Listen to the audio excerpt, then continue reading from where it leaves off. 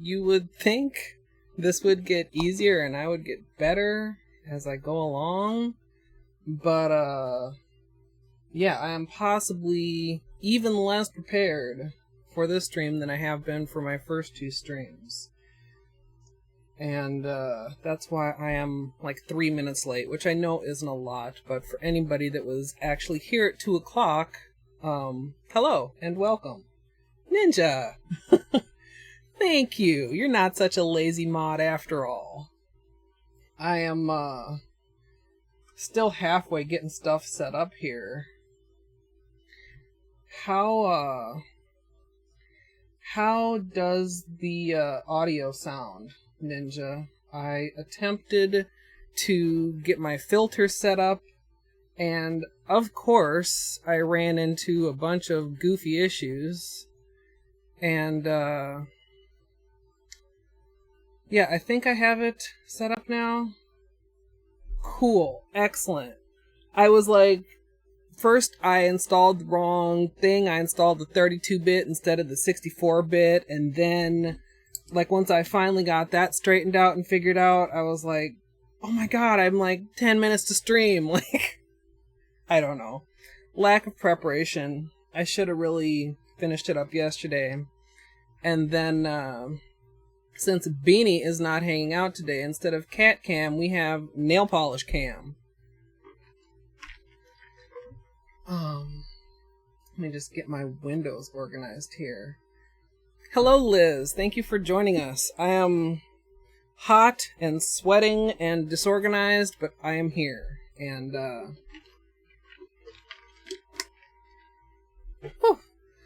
I am relieved that it is sounding good. I want to, I'm so disorganized, you guys. I'm sorry. But I figured watching me fumble around would be more entertaining than watching a blank screen wondering when the heck I'm going to show up. So, today we're going to be doing something a little bit different. I'm going to quickly send out a tweet here. Let me just see here. I tried to get up a little bit early today so that I would have time to get stuff organized, and shocker, got distracted by the puppy and was still running behind. So,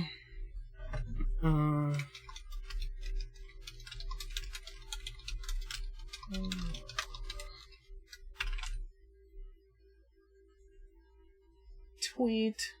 You know, I don't really have that many. People didn't even have to demand nail polish cam. Yeah, it just kind of developed that way since Beanie is shunning me today, and I'm not 100% happy with my selections here. You can see we have a kind of a color story going on here, but because my stash is so disorganized right now, sometimes I have the exact color that I'm thinking of or looking for in my head, and I'm like, well, crap, where the heck is it?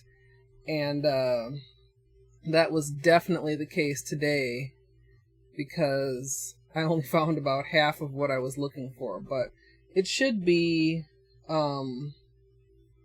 It should be okay. I think, okay. I'm almost ready to go here.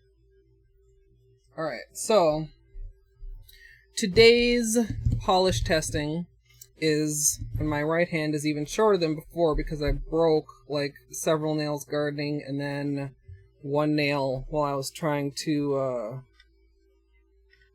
open up my iPod. I managed to break my iPod and I thought, well, shit, it's broken. I might as well open it up and poke around and see if I can fix it, which unfortunately I couldn't. What?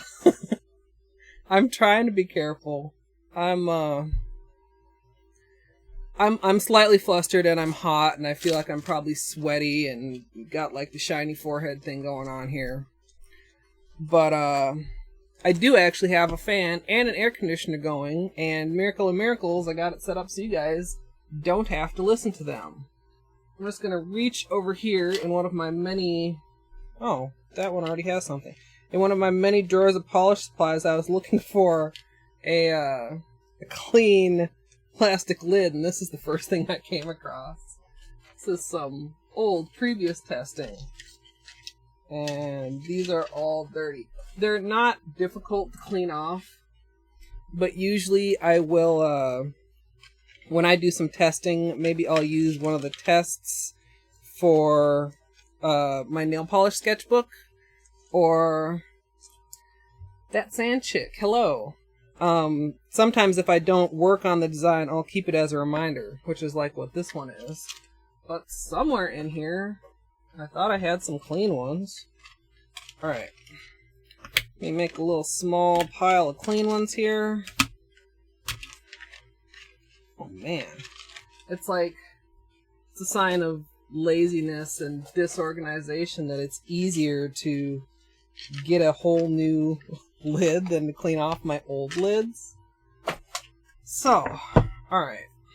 Get a paper towel here. Such disorganization. Nailed at 67 in Jen, Sweden. Hello, thank you for joining us. We are not quite started yet because I am super disorganized today. For really no good excuse. I mean, let's see where I'm going here. I had a couple things that distracted me this week, but I should have known better, really. I knew that I was planning on streaming, and I should have made the stream things a priority, and I just didn't. So, I'm just going to get a little bit of polish remover here.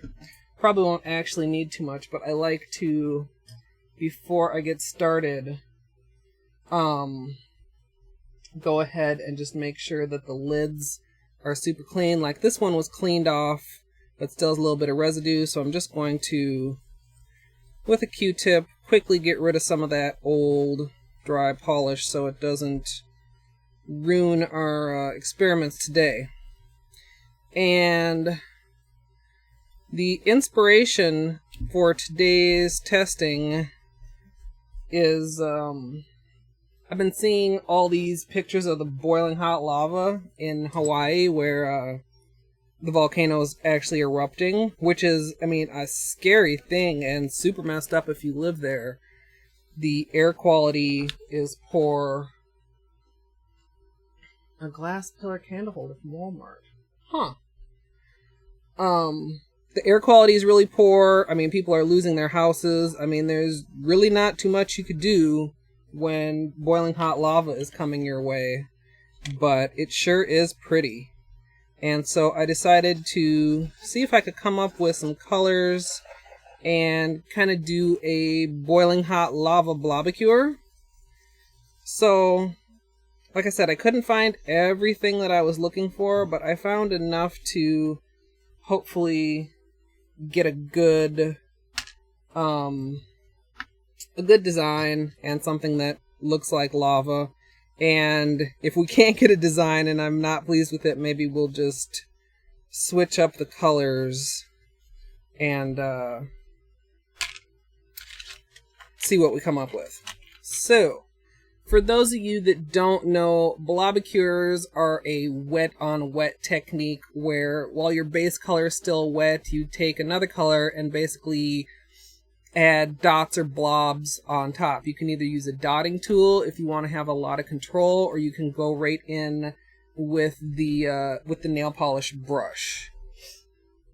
And usually I use the brush because it helps to create, well, I don't know if I should say usually. Sometimes I use the brush because it helps to create kind of a more organic design. You get more variance in the size of the drops and more variance in the design.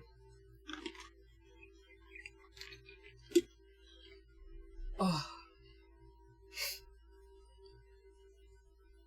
Blue methane flames look amazing in contrast with lava. Excuse me. I don't know if I saw that, Liz. Was that on the news or was? We'll see. And I'm still getting used to the chat delay. I've considered trying the low latency streaming, but I know that's still in beta, and I know that it can cause additional lag or additional buffering, so I'm a little bit hesitant to that so far, so hopefully I don't have too much of a delay going on today. on the west coast of Canada. Yeah, well, and I know, I mean, once they really start going, all that stuff gets up in the air and in the atmosphere, and I'm sure even people on the west coast at this point are maybe noticing a change in air quality. CNN and AP. Yeah, when I was a kid, my mom always says, I would get in the tub and the water would be like boiling hot lava, and there was the floor is lava kind of a meme going around, but actual lava is pretty scary. So I think the first colors I'm going to try are this handful of Zoyas here, and this is Storm, which is got a little bit of a scattered hollow to it. I thought that would look kind of more interesting than just a plain black. And then we have Livingston, which is a really nice red. The bottle is been through some things, as you can see. We have Paz, which is a really bright orange. And Darcy, which is a really bright weather. Just a really bad weather change. Yeah, well, and they say if a butterfly flaps its wings in the rainforest, it can cause a hurricane. So I can only imagine what kind of weird crap volcanoes do to the climate. Maybe I can blame my own current heat wave on the volcano. It's like 95 here today and forecast to be 98 tomorrow. So, back to what I was saying about Blobbicures. You blob the wet polish on the wet base, spreads out, creates cool shapes, and a drip drop Blobbicure is when you take that to the next level and on top of your blobs add even more blobs. So, you get these polishes open here. And, actually, let me move this around a little bit. It's like every time I stream, I learn something, and every time I stream, I mess up something. And every time I stream, I rearrange how I have my windows kind of organized. So I'm still... And I think my title and everything updated. I certainly hope so. I should probably double check. Okay. I think... Okay. That should be good. So, I'm going to take the black and use that as my base. And then I'm going to be using the other colors to do the drip drop. And since this is only for testing, I'm going to be doing some fairly smallish test sizes. When I actually get to making decals, I usually go a little bit bigger so that I can get more than one nail's worth out of each decal. So, I think for this one, I'll start with the red. Like I said, you just want to take it and blob it, drip it onto there carefully, and you get the different size blobs. They kind of spread out into each other. And then you move on to the next color. And kind of go in the same sort of order. You don't have to be exactly, but obviously you don't want to put a huge drop of polish on top of a tiny drop of polish, or it'll kind of overwhelm it. And these are not coming out as bright as I hoped. The thing is, of course... Wow, these are actually really not super ideal for a Blobbicure. The thing is, of course, that lighter colors are not going to show up as well over black, but I really want the black to kind of help create that look of ash, or the hardened lava. And I'm not a huge fan of that one. I don't like it, so I'm not going to add any more. I want to try it with the colors reversed a little bit. So starting with the yellow instead of starting with the red. And the black is the exact black that I wanted to find. but I know that I have some other Zoya colors that also have that scattered hollow. I know I have a red.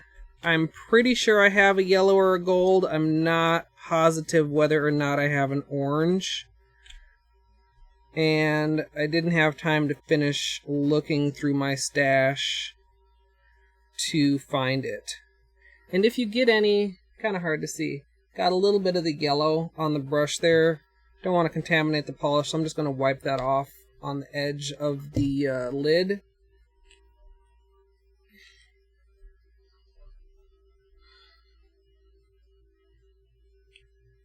Thank you for converting the Celsius to Fahrenheit, by the way, that sand chick, because I know like that 0 Celsius is freezing, and I know that I think Celsius and Fahrenheit are the same at like -40, but anything other than that, and I am like completely lost. The other thing with these colors, let me just grab an orange stick here for instructional pointing. You can kind of see how these are curdling. I think I've used that word before, but they're not staying in neat little rings, which for a Blobbicure is more what you want. Double and add 32, that's a neat little kind of hack for figuring it out. So since these colors are not really reacting very nicely, I think I'm going to move on to the next group that I've pulled out here. I really wanted to use this this shimmery black because, like I said, I thought it would be really cool. But the other colors are just not cooperating. So, next let's go for these Sally Hansen colors. These have been sitting around for a while, so I'm just going to give them a good shake.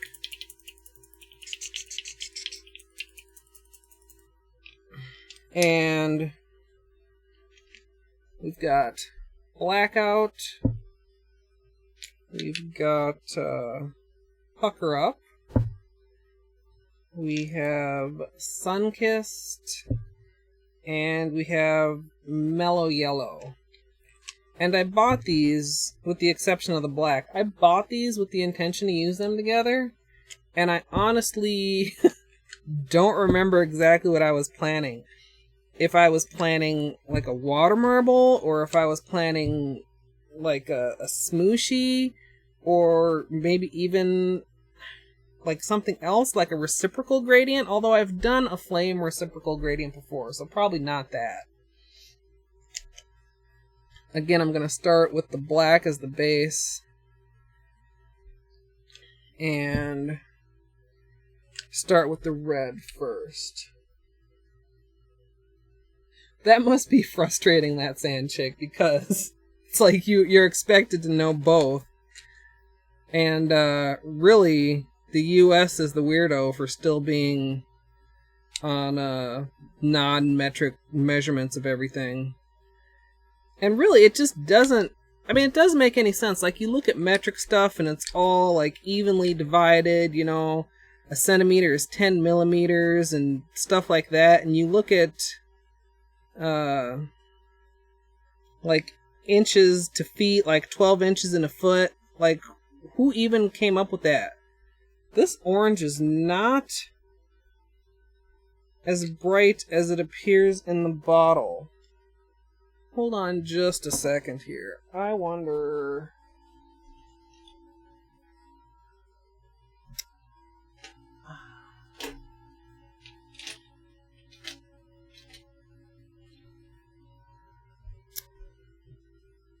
This is... I thought I would have another, like, orange Sally Hansen. Oh, this is... I was thinking to use this Sinful Colors one, but look how, like, sheer that is. Like, you can see the black of the brush right through the polish, so that's not going to work. I'm not happy with this either, but I'll add the yellow just to see how it looks. These are at least spreading more how I would prefer. And actually with the yellow on top, it doesn't look as bad. But I really thought it was going to be more like the bottle color and not quite so light. I'm not completely unhappy with those. I'll keep them up here on the desk. But,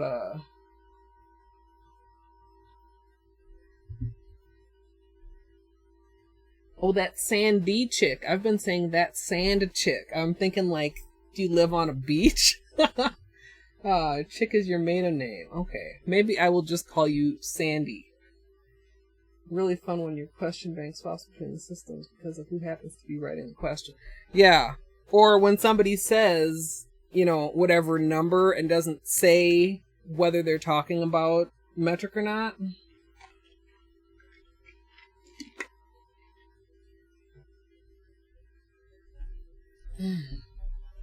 Well, happy early birthday, Sandy. You're just one day away. 1 or 2 days. I should know this from my dad's birthday. His is either the 6th or the 7th, and yes, I really should know that, and I don't. So this one is not as bad, and also if you wanted to really start having fun, I mean, we could do like a drip marble, and maybe if everything else fails, it'll come to that. Let's take a look. This I was really kind of disappointed because I know for a fact that I have a neon orange Orly somewhere, and the only orange Orly I could find was this Crush on You, which looks like it's going to be even lighter than that Sally Hansen one. A lot of these have been sitting around for a while too. A cruise. You know, I always thought cruises sound really cool, and my cousin has asked me to go with her, and then I just like chicken out and decide to stay home. I'm such an inexperienced traveler, the whole thing is just kind of intimidating to me. By the way, this orange, I don't know if I said, is Crush on You. This neon yellow is Glow Stick, and the camera is not doing this justice. This looks just like a plain yellow. This is neon. Will this camera catch it any better? No. This camera has super weird lighting. It's a lot brighter than this. And these two reds are very similar, but I think you can see that this one is quite a bit brighter. I'm not sure. I pulled them both out because although they're similar, doing a drip drop Blobbicure is very similar to water marbling in that the polishes may or may not react together well, like with this first one. So, many places in a short time. Yeah, that's what my cousin travels so much, and she's been on several cruises. She did one that was like down to the Caribbean, and she did a different one that was like up to see the Alaskan icebergs and stuff. I think the first red I'm going to try is this one, which is Hot Red. And then, of course, liquid vinyl, the Orly Black.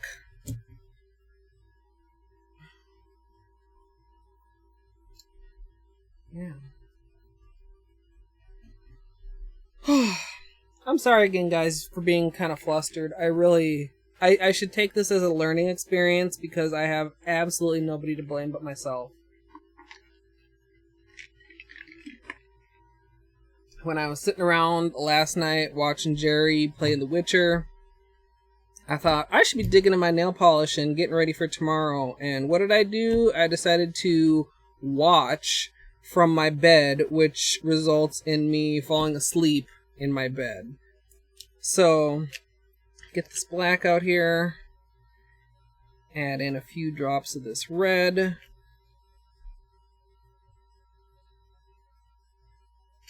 and this bottle's a little bit more empty than I thought. Makes it a little more difficult to get a big drop, but we'll make it work. And like I said, this is just for testing purposes, so it's not like trying to be super perfecto.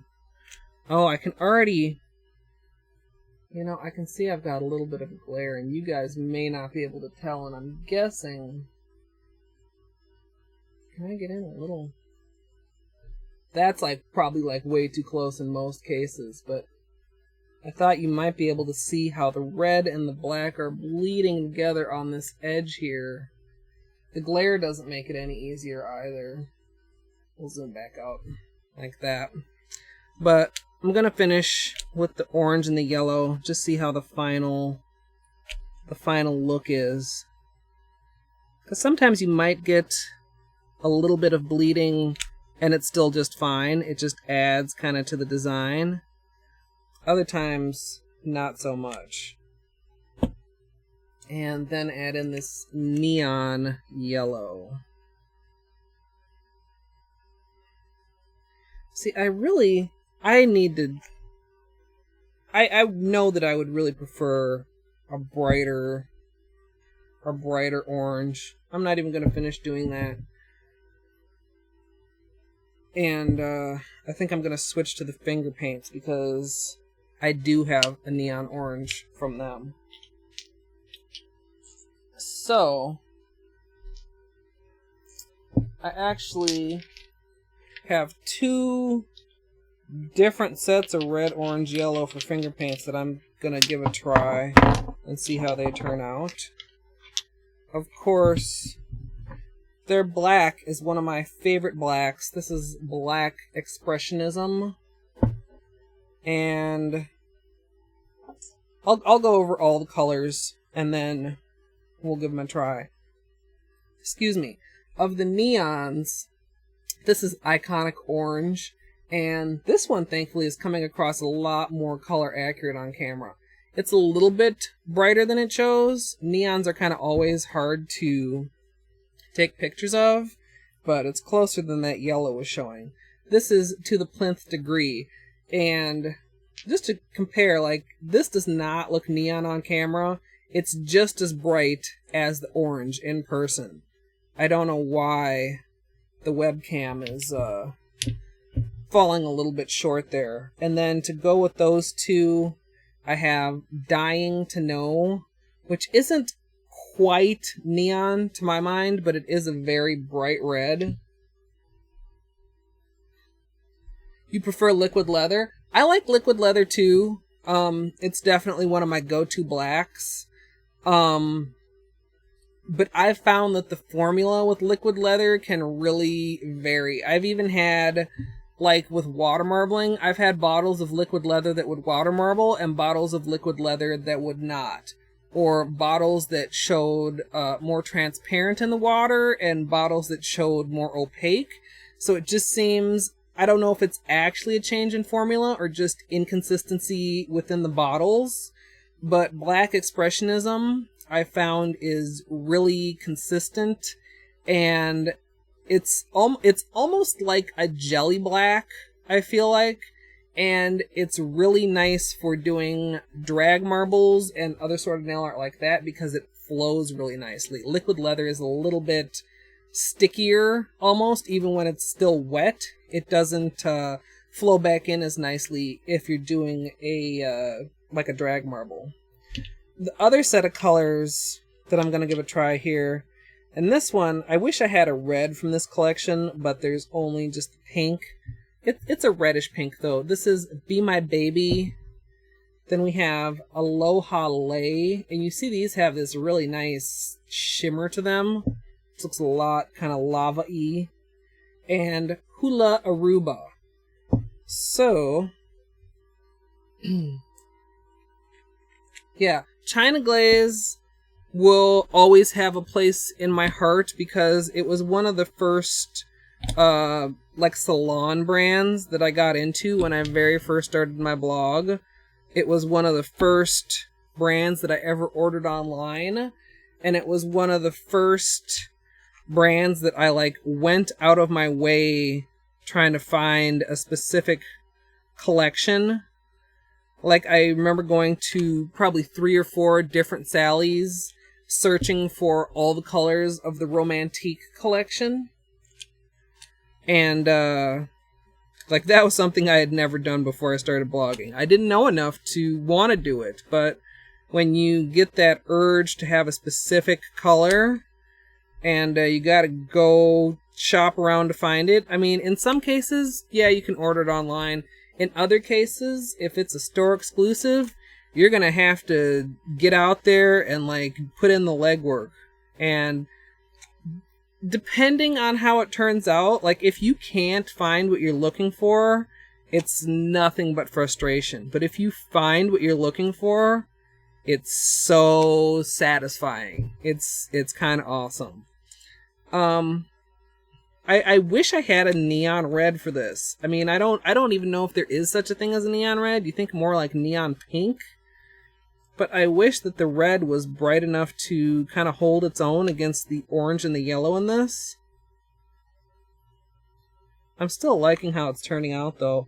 Although they're not maintaining completely visible circles. Like you see there, as I blobbed out the orange, it kind of covered a little bit more of the red than I would prefer. And I probably should have put a tryptophobia warning on this stream, because whenever I do a Blobbicure, I get a bunch of people that are like, "Ah! Holes! I've got tryptophobia and you freaked me out now." And at first I was like, what in the world is tryptophobia? And then I looked it up and I was like, oh, yeah, I can see how this would freak you out if you actually had this. Yeah, SSD, is there a medical cure for tryptophobia other than like maybe being hypnotized or something? I like the way this neon one came out. That may be my favorite so far of the combinations. And I'm really trying to make sure to stay hydrated because I know my voice has a tendency to get hoarse with just a little bit of talking, let alone a couple hours worth of talking.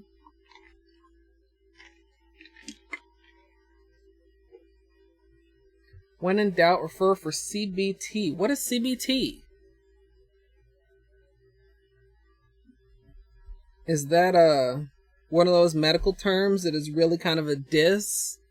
Like, God, what was it? The IT code that really just meant the user was being an idiot?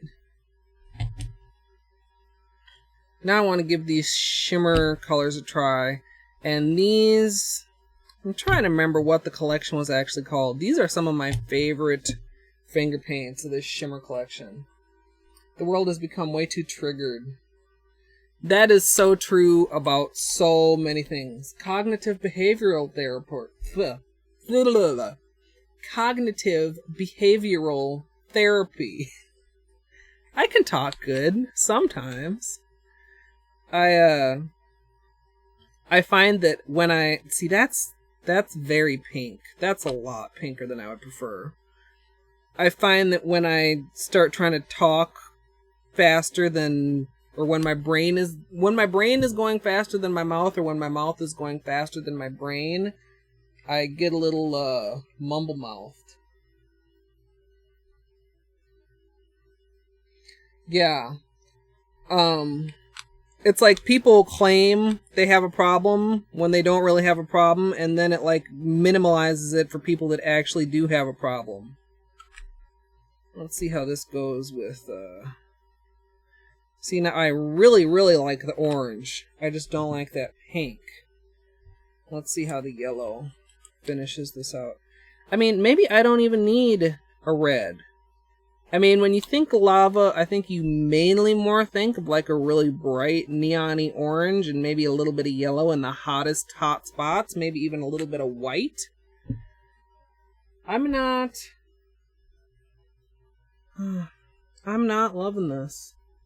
Like I said, I actually think I like, let's, okay. Not gonna use this pink, that's for sure.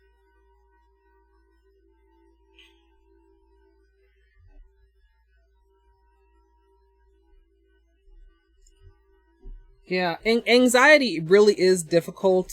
I've never been diagnosed with anxiety, partly because I have an aversion to like going to a psychologist or a doctor for that type of thing. It's like I feel, I don't know.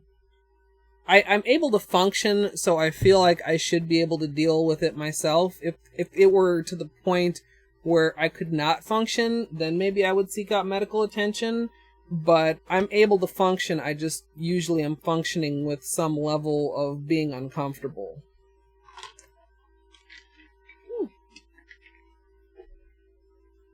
Sandy, exactly. When it's like I can picture in my head what I want this to look like, and I'm really frustrated that I couldn't find the Zoyas that I was really looking for. But on the other hand, these shimmery finger paints are very similar to the Zoyas, and they're not quite giving me the look I wanted either. I'm gonna try with a black base and 2 different oranges. Let's try it with the shimmery orange and the neon orange and see how that works out. Of course, maybe I should just give up on this shimmery orange altogether. Or maybe I should have started with the neon orange. This is why we must experiment and test. And cross our fingers, for that matter. See, that's not horrible. Not great. Not my vision.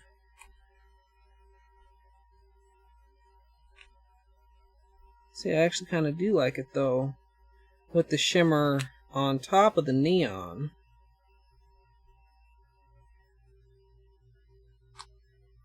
Let's, almost running out of room on this particular lid. But let's use this little space right here. And sometimes testing is just making changes and seeing what happens with the change and saying either, yeah, that worked, or no, that made it suck even worse. So we've got our neon orange. Maybe then add our shimmery orange. Like this.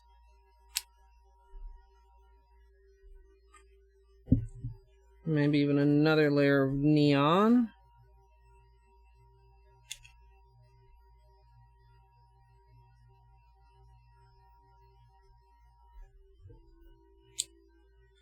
Part of it, too, is that I'm losing so much of the black base. I really would like a little bit of the black to pop through. I wonder what we'd get if we add a little bit of the shimmery yellow. The Earth Day sale is something that I really look forward to every year, Sandy. And it's really nice that over the years, it seems like they've added more and more days. Like, it used to be like a one-day event, like hurry up and get your order in actually on Earth Day. Then it was a couple days around it, then it was a week, and this year it was like the whole month. And right now, they have another deal going. They have their summer collection is out, and it has a couple of unicorn shades, and they have some unicorn trios that if you order both trios, then you get some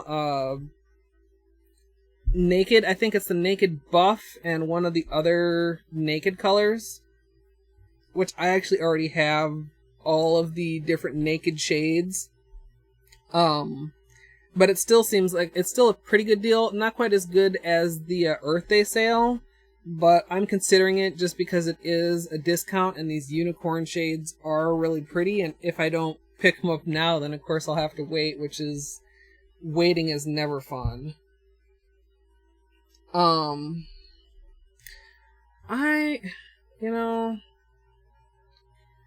Out of all of these, I think I'm kind of liking this one the best, and I kind of like this one too.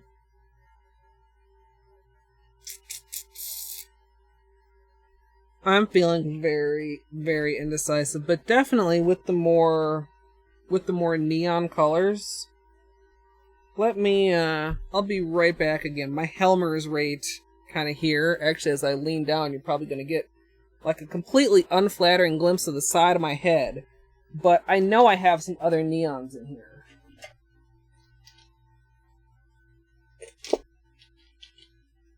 Ooh. This is actually... Whoa. Oh, no. Whoa. Oh, shit. Shh.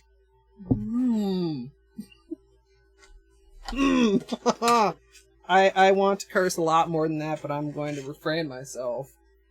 That actually, it could have been much worse. I don't think, get any nail polish on my dress. Look, Ninja, it was an accident. I messed up my tests, but I mean, I could have been wearing a lot of nail polish right there. And that is what happens when you think you've closed a bottle and you haven't, and you go to pick it up by the handle. God. Oh, I'm so glad I didn't get anything on my dress. Okay, let's close all our bottles here and do a little bit of cleanup. Fire truck. I know, I was like, I'm trying to watch my mouth while I'm streaming. Not because, I mean, I think everybody here is an adult, but, you know, since I am uploading it to YouTube after the fact and they've gotten a little bit stricter on all that stuff, you know, this isn't actually as bad as I thought. A little bit of a mess on the mat here, but that's another good reason why we're using the mat. We'll put this off to the side here. And, just get a little bit of polish mover in. Get that. Get this off of the bottle. Although a lot of my bottles have those kind of, I don't even know what to call them, like, they're well loved and well used. Ugh, all over my fingers too. Yeah. Alright, good enough. What I was going to say before I made a gigantic mess everywhere. Oh, you know, I don't spill nail polish very often, but when I do, it's always like a panic moment, because it could be like that was pretty minor, or it could be horrible. What I was gonna show you guys was the difference between these two. This is Riveting from China Glaze. It's a little bit darker than Aloha Lay from Finger Paints, but it's that same sort of a glass fleck finish, and I actually like it a little bit better. So I think, well, you can't really see anymore because I messed up one of my favorite ones here, but I think if I maybe do these three together, and maybe, oh, did I not? I thought I had pulled out a black China Glaze.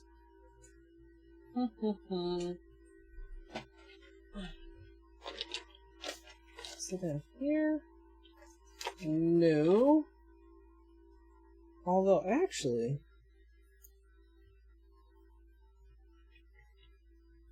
let's do that. I like that. That is, and yes, I am literally surrounded by nail polish on all sides. It's like I have my Helmer here. I've got all these polishes laid out here. I've got several shoe boxes on this side over. Yeah. And, I was gonna open up my OPI neons also. They're only minis. But, this is another one where it's like there's no neon red, and the neon yellow and orange are pretty similar to the Finger Paints neon and orange, except they're minis and they're OPI. So, okay. Next lid. This color I just pulled out and found with a smidge of red. Yeah, I wish. I don't like any of these reds. I might have to go. Oh. See, this is the struggle. Usually, when I am going to pull out nail polish, I know exactly what I'm looking for, and usually I think by brand. But in some cases, when I'm just looking for a color, I think, man, I just need a red polish. Then I want things organized by colors, and that's how my stash currently has evolved to be half sorted by color and half sorted by brand, and it just makes everything twice as complicated. Let the kitty in cause extra trouble. Beanie is, in the summertime, sometimes when I have my air conditioning on, it's like he does not appreciate this cool retreat, and he goes and either hangs out on the porch where there's no air conditioning, or hangs out in one of the other rooms that just isn't as cool as my room because it's not the actual room with the air conditioner. Here's our brand, then color. That's what I'm planning on doing once I get my Helmer set up, and then the huge project that I've literally been planning this project for years, and it's so intimidating that I still have not started. I want to swatch all of my polishes and then have the swatch sticks completely by color and the drawers of polish by brand, and then like on top of the nail polish bottle get a little glass cabochon and paint that with the color. So then the top of each bottle, instead of like, if you're looking in a drawer, and well, these are easier to tell because the finger paints bottles are nicely tapered and they're all well shook up.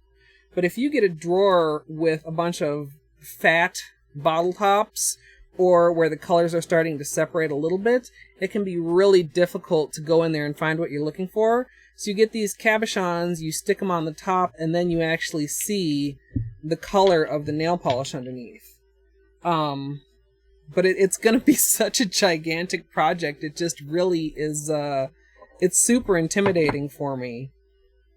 Aside from the fact that I really should probably organize things before I start swatching things, and I still have my Helmers to assemble.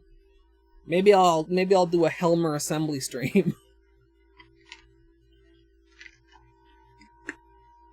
Yeah. Did you hand label them or printer label them, or did you actually get a label maker? That's my other... It's like I feel like I have to plan everything out and get everything perfect before I start, and I know that's unrealistic. But it's like I don't want to start and then be like, oh, I should have done it this way, or I should have done it that way.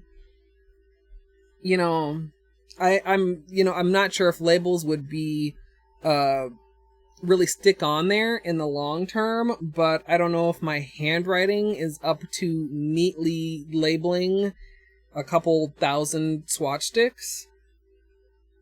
Excuse me. So I may actually try and get like a label maker to help make things easier. And then it's like, how much information do you put on there? Brand and color, obviously, but do I want to include collection? How many coats of polish are on the swatch stick? Printer labeled, but you have a labeler. The polish spreadsheet, I absolutely am with you on that. I have a spreadsheet, which is out of date, because it's another thing that I've gotten behind on, and now it's like an intimidating project. But yeah, I want to get to that, because every time I can't find a polish that I know I should be able to find, it's just so frustrating. So I don't think I mentioned this polish that I pulled out of that box is called Black Chrome. This is from New Bar, and it's a really dark kind of shimmery gray. Another good lava color that's not just a plain black, I think. So let's give this a try. Let's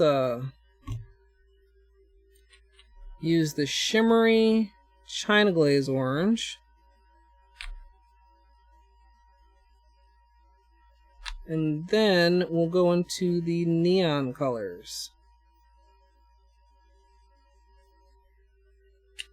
I like that already. That is standing up against the dark background a lot better than that Finger Paints shimmery orange was. See, this is a case where the formulas are not perhaps playing quite as nicely together as I'd like. But I'm not hating it. Could have used some larger drops, I think, on that shimmery orange. Or possibly I should reverse the order, although I feel like the darker color should be the color that's closest to the black.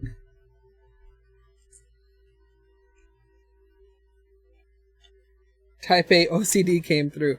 You know, OCD I feel like is not always a bad thing. Like if it's impeding you and you have like a lot of ticks that are, you know, you have to do them, I think that would be really difficult.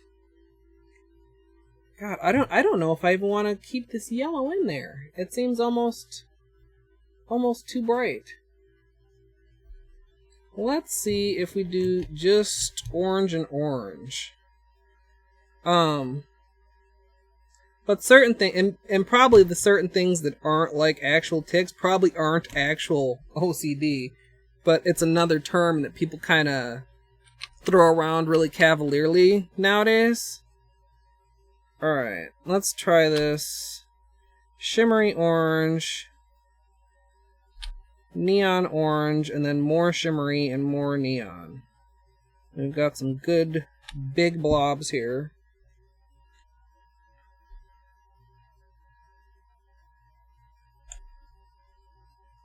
And honestly, when I decided to do Blobbicure polish testing, I thought all these colors would work. Oh, that completely covered up the base. I thought all these colors would work well, and my biggest problem would be deciding which of them to use for an actual manicure. And that's kind of not really the case. Kind of having a more of a struggle than I anticipated. And if I don't get something that I really like here soon, may have to change my plan of what manicure I'm actually going to do. Either later today or tomorrow. If I'm doing decals, it would have to be much later today or more likely tomorrow. The drip drop Blobbicure decals really take a while to dry because they're a pretty thick layer of polish.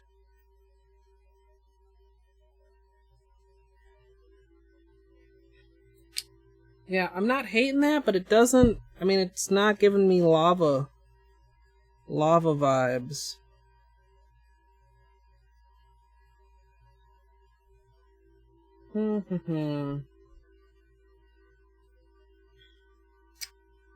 No.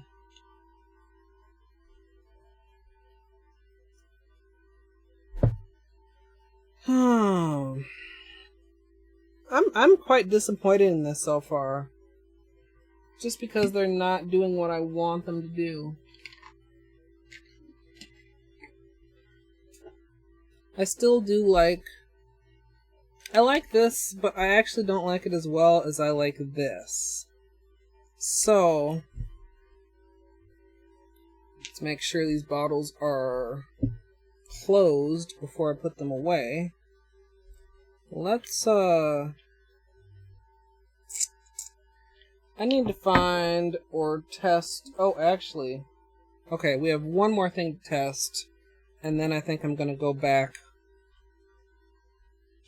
to find a different red to work with these neons. Fire more than lava, yes. And that, I mean, not that there's anything wrong with fire, because fire's cool. But, wasn't the plan. Of course, I could... okay. My mind is starting to go in many, many directions. So, I also pulled out my color paints. I love my OPI color paints.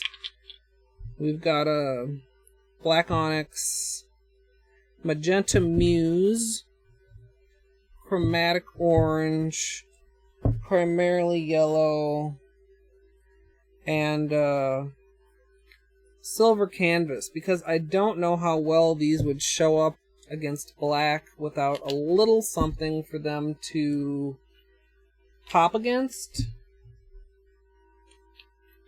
So, hold on just a second here. Okay. let's give this a try, and then I may need to go dig in my red drawer a little bit more. So we've got our black base. I'm going to add a little bit of silver.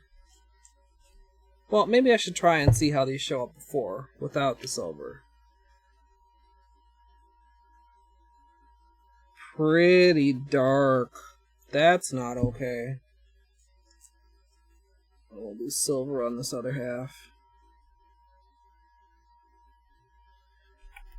Or maybe I will take the Blobbicure in a completely different direction.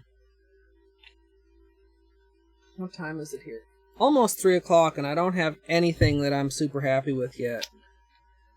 That was not the plan. But maybe it should have been the plan. I mean, the whole point of, you know, these live streams so far is kind of, you know, a behind the scenes look of, you know, when I do a tutorial, it doesn't just spring. Well, that's like barely, now you can't even see the red under there. That's not gonna work. No, I don't think this is gonna work out at all. The whole point was to show that the tutorial does not just spring. That is, okay, that's not lava at all. Not lava at all.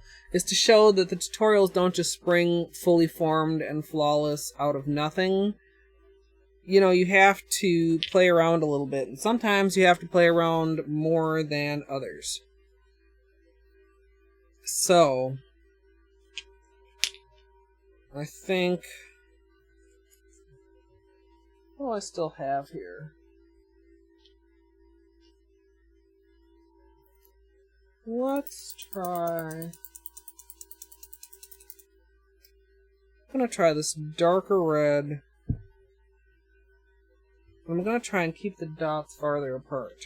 So far, out of the ones that I've done, I think I am liking this one the best, which I hope I'm remembering correctly is the finger paints, but I'm not happy with, oh, that miraculously didn't touch anything. What I was trying to say was I'm not happy with this red, so I'm gonna try replacing it with this red, which is not the Orly red that we used before. This is Ma Cherie, the slightly darker red.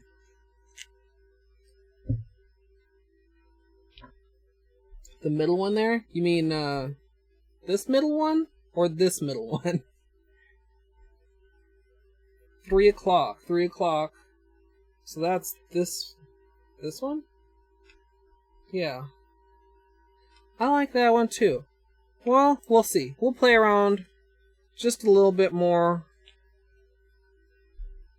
You know, I wonder. See, this is my other problem. I get distracted. I'm in the middle of one experiment and I already get distracted into another thing I want to test. So, we've got our black base. And maybe, actually, there's no reason we can't test both of these at once. Get these all open here. So,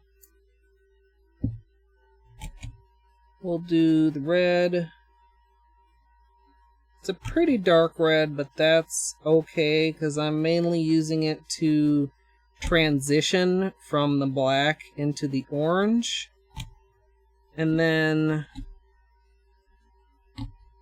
we'll do this one on this half, and directly into this one on the other half. And this one on top of the shimmer on this half. I actually really like, this is another one where I'm not sure how well it'll actually show across on camera. This biggest one right here, the way the shimmer is kind of bleeding into the red in a very nice fashion. Just a little bit of the brightest yellow. I almost feel like what I need is not a neon yellow, it's a lighter neon orange. And I don't know that I have that. I do like this though. I also still like this.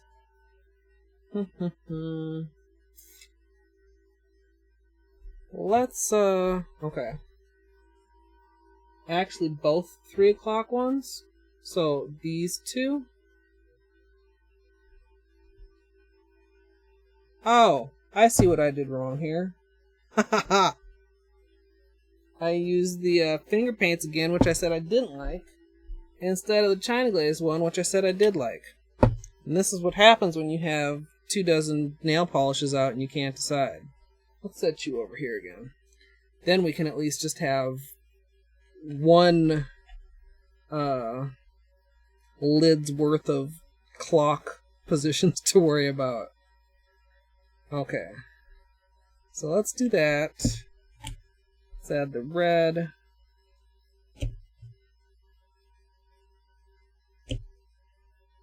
And it's good to get some really nice big drops on the first layer. And then as you go, kind of get smaller drops. We'll go on with the China Glaze.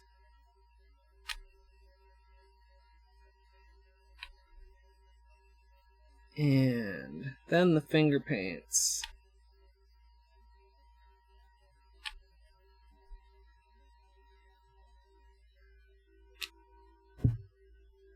Actually, I'm liking that already. The red and then the China Glaze. And see, this is actually going against my first instinct.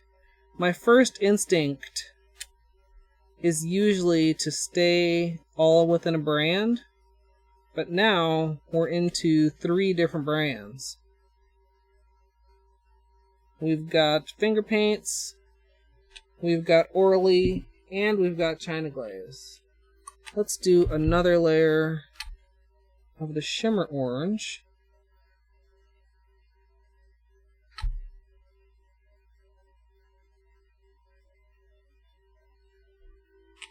And then another layer of the neon orange.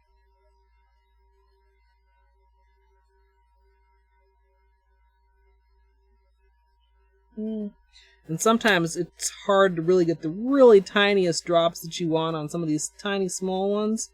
You might end up with some overlapping. That's fine. And then just some very small, minimal drops of the neon yellow. Like just to give it a little glow at the very center.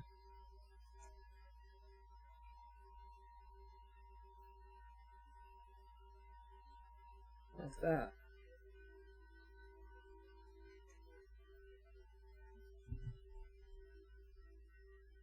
Yeah.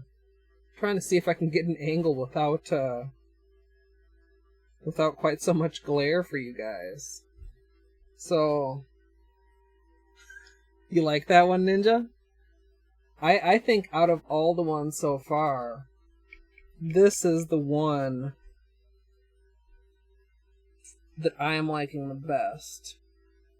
Now, the question is this enough drip drops, enough different rings? Or should we... So I've got 2 layers of... Okay, let's do another test with these same colors.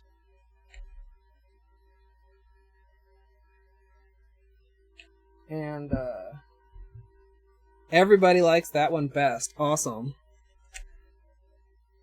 Use some big drops, but kind of try to keep them slightly further apart. See if I can get a little bit more black in there. That's the one thing I'm not completely happy with. Of course, I suppose I could. Okay, now I'm tempted to try this. Okay. Black, red, now black again.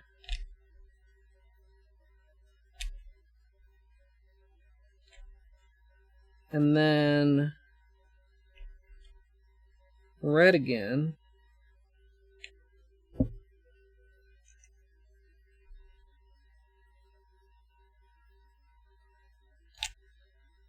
And then China Glaze Orange. Gosh, that's not even... Can we get a little... No, with the shadow you like literally can't even see. The red is not that close to the black. It is a good transition, but it's not as close as it's looking on camera right now. Then we'll go into the China Glaze Orange. Finger Paints Orange.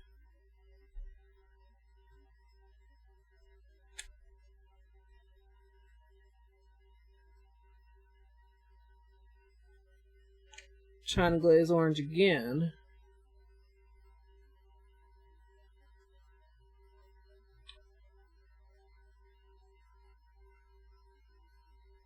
Finger Paints Orange again.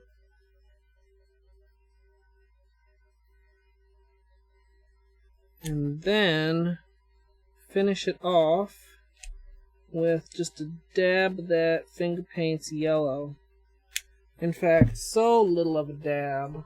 Let's get a dotting tool to get a little bit more control here.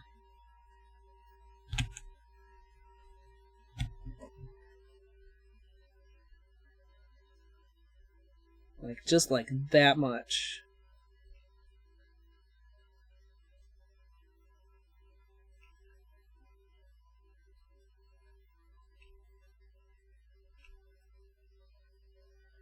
Like that.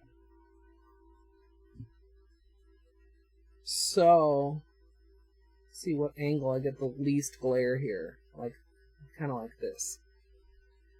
So, between these two, it's like hard to point at these. This one or this one. Yes. Hi, Ribbons. That is excellent. That's what we're going for. The question now is just, do I like it better with the 2 extra drips of the red? It does give me more of a darker base than 1 drip of the red and 1 drip of the black. Decisions.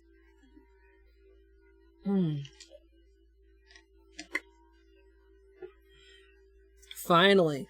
I was really, you guys, I was like, trying not to go tilt, but I was like really frustrated that I wasn't getting results that I was happy with.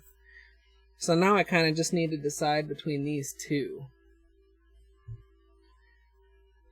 What do you guys think? Do you guys like the double red and black or the single red and black? I wish... Can I get this a little bit? Yeah. So we have the single red and black here and the double red and black here. I like both of them a lot. 11 o'clock. So that's this one. That's the single. Double for Sandy. We have a disagreement in the chat. Very friendly disagreement, though. Single, double. Well, at least if nothing else, I've picked the colors that I'm dealing with here. Oh, I have to think about it for a minute.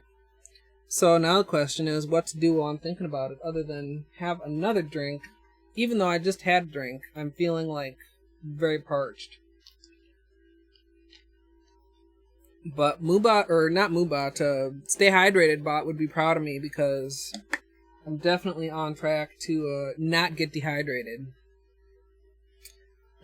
Let's set this to the side for a minute. We'll think about that. And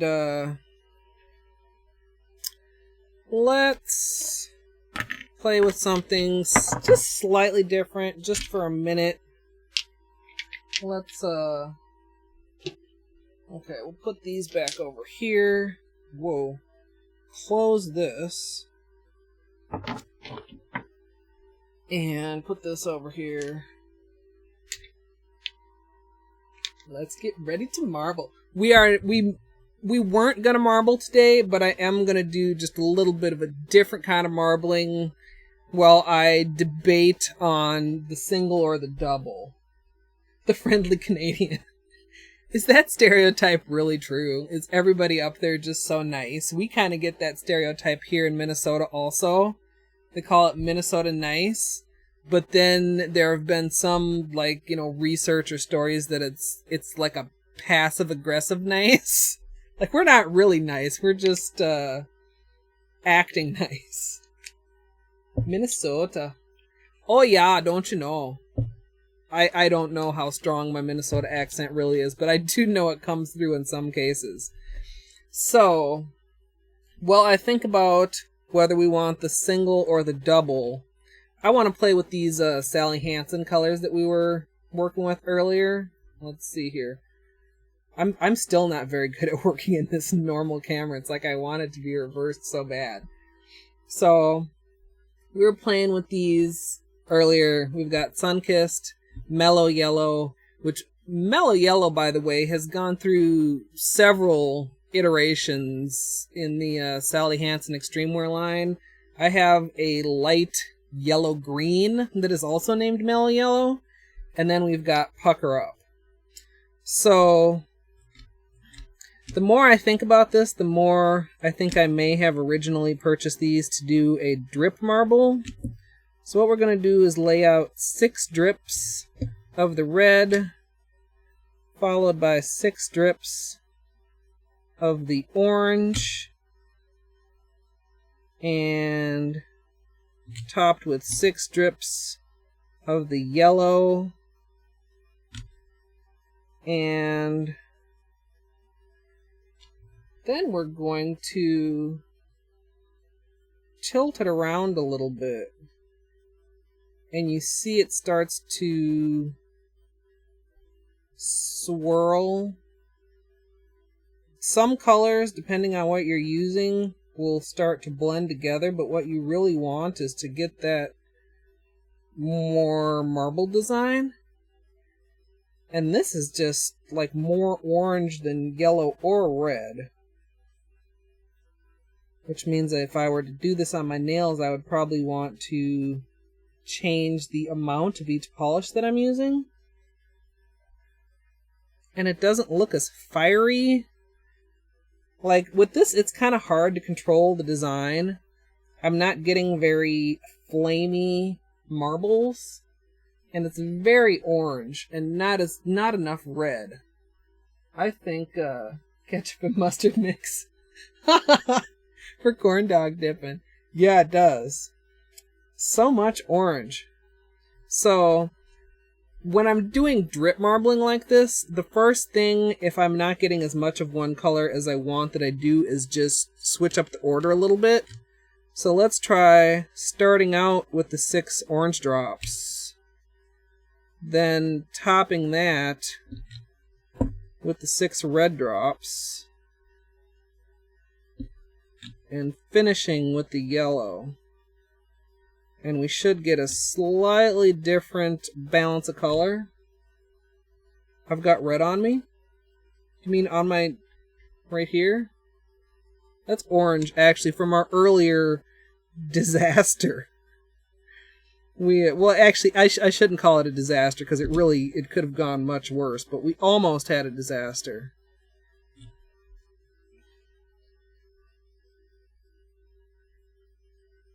So now, as we swirl this one around, I like that balance of colors a lot better. And you saw I didn't really use more or less of any one. I just altered the order that I was dripping them. And I'm actually getting kind of some more flamey looking marbles in this one too. Sometimes it can be difficult if you get a little hole. It's like you want it to fill in there and it doesn't want to go that way. Come on here. And then, of course, as I'm tilting it at extreme angles right out of the camera. And now that I've mixed it quite as much, of course, if I think you guys can tell, this is another one, you know, this camera is good. It's definitely better than my old webcam, but in certain cases, it's not catching the color as accurately as I would like. Hopefully you guys can tell that this one is more red. But the more I swirled it, the less defined the colors got. And not as much yellow either. Oh, Shaun of the Dead. I have heard of that. I have not seen it. So, yeah, any reference would go directly over my head. So for this one, let's do 6 drops of the yellow. Then 6 drops of the orange. Then 6 drops of the red.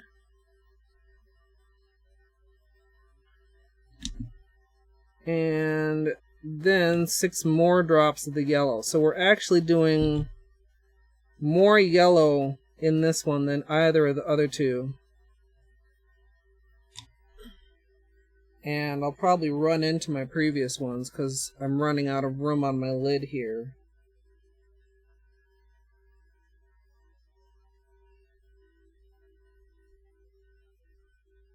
See, I would want even more yellow than what I'm getting here. This actually probably could turn into a pretty cool lava-looking design too, if you could get the black to play nicely, which it may or may not do, because it's somewhat out of your control.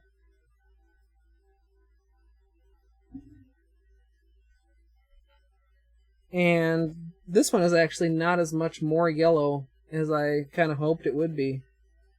I think these are perhaps too similar of a formula.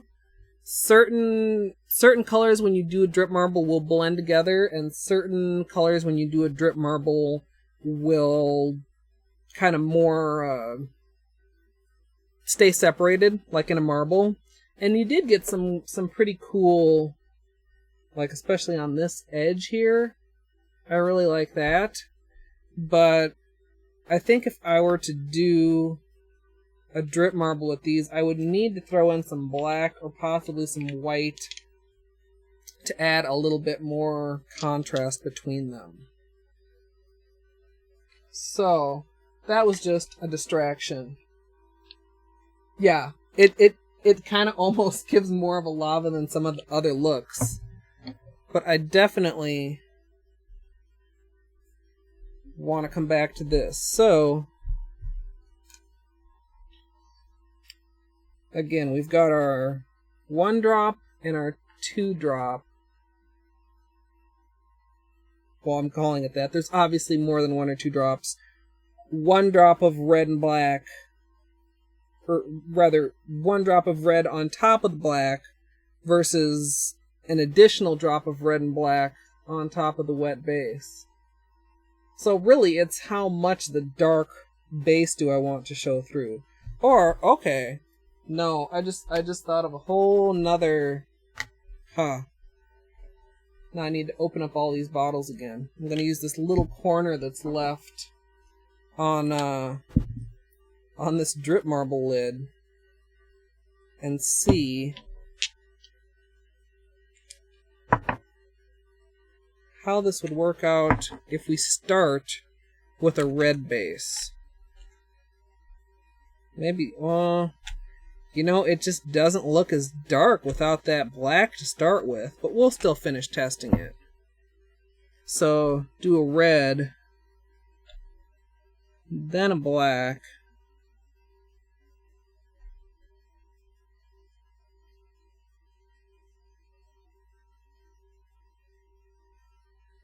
then a China glaze orange,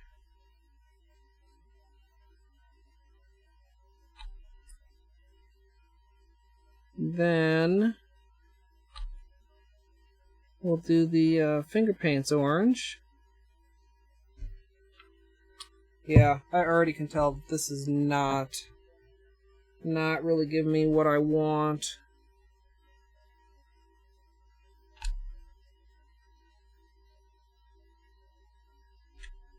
But it's interesting.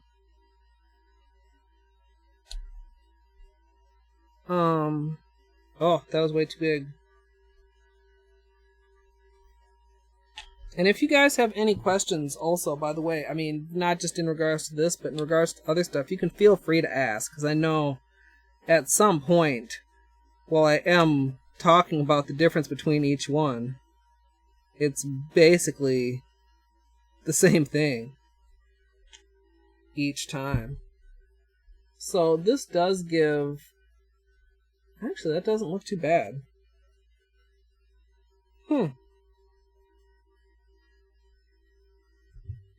Compared to these two.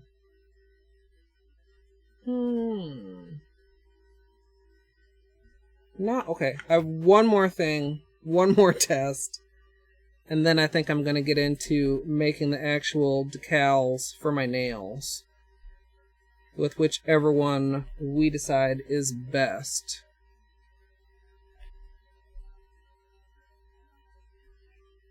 So, how about if we do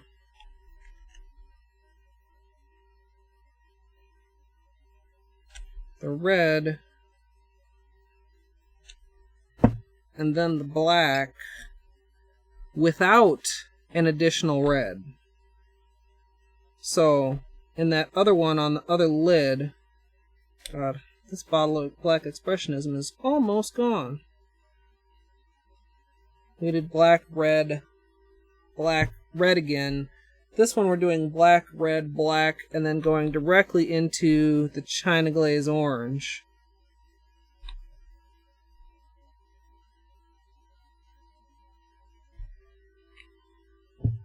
And then the Finger Paints Orange.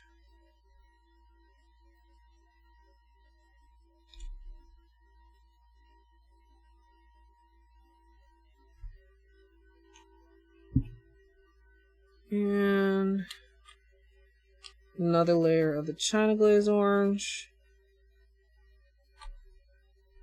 And then one more of the Finger Paints Orange.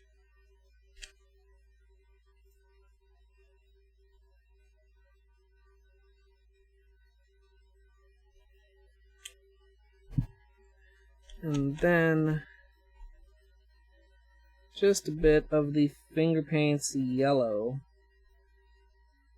just to mimic that glow of lava.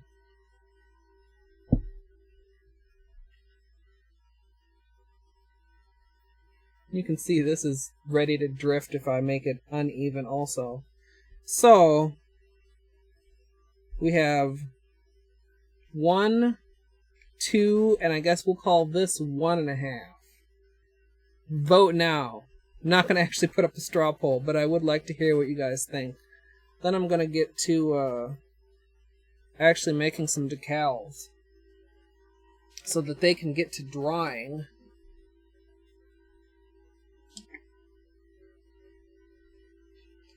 The neons take away from the look. The neon orange and the neon yellow, or more just the neon yellow?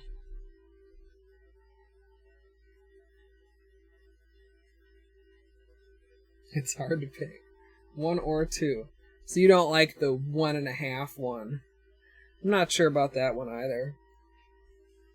You know, picking is sometimes the most difficult part. And sometimes I might do a whole session like this and not pick any of them. The neon orange. But lava is like neon orange. That was the one color I was almost kind of certain of. Of course, let's, okay, I lied. We've got another. Do I have enough room to, actually, is this one dry? Can I? Let's just scoot this one slightly out of the way. We don't like you. You don't matter anyway. Just to get us enough room here. Let's try one without the neon orange.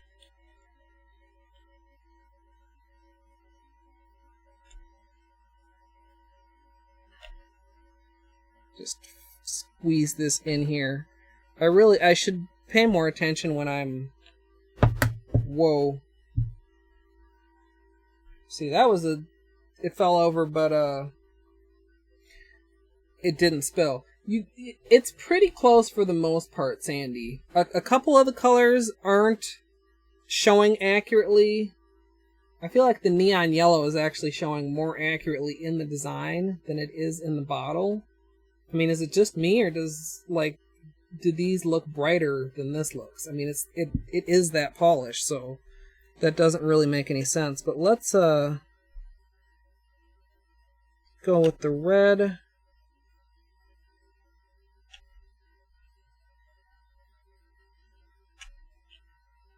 And then go into the China Glaze Orange.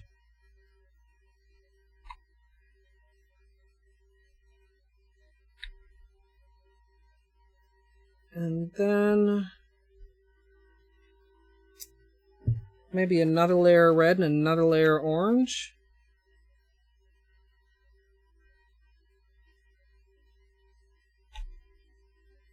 Does kind of give almost more of a glowy effect than the neons are a little bit more in your face.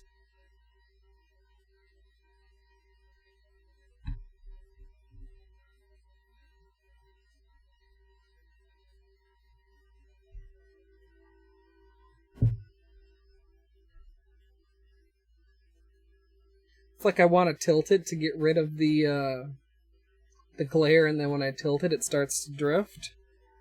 And then, if we were to add just a tiny bit of the neon yellow, we'll just do a couple of them, like this one. I feel like if I did that way, I might skip the neon yellow also, more like embers.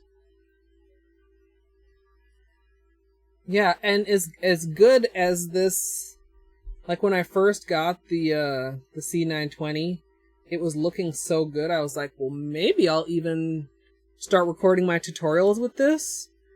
But there are a couple things that my good old trusty Canon does a little bit better, and I feel like it is, in some cases, a little bit more color accurate.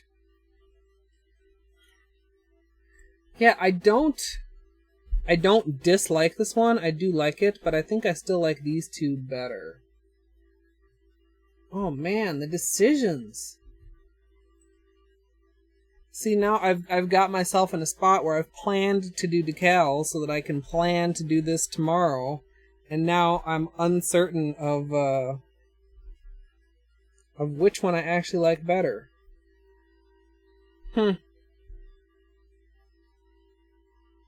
Yeah, since I, like when I'm usually recording with it, it's impossible to show you, but this is what I record my tutorials on. It's been very trusty to me for many, many years. Yes, it's got nail polish all over it, and is rather worn, but it does the job. It shoots in HD, and I've been very happy with it. I've only had a couple Canons, so, I mean, I'm not down on any other brands, but I've been pleased enough with my Canons that I haven't really, considered switching to like a Nikon or something like that.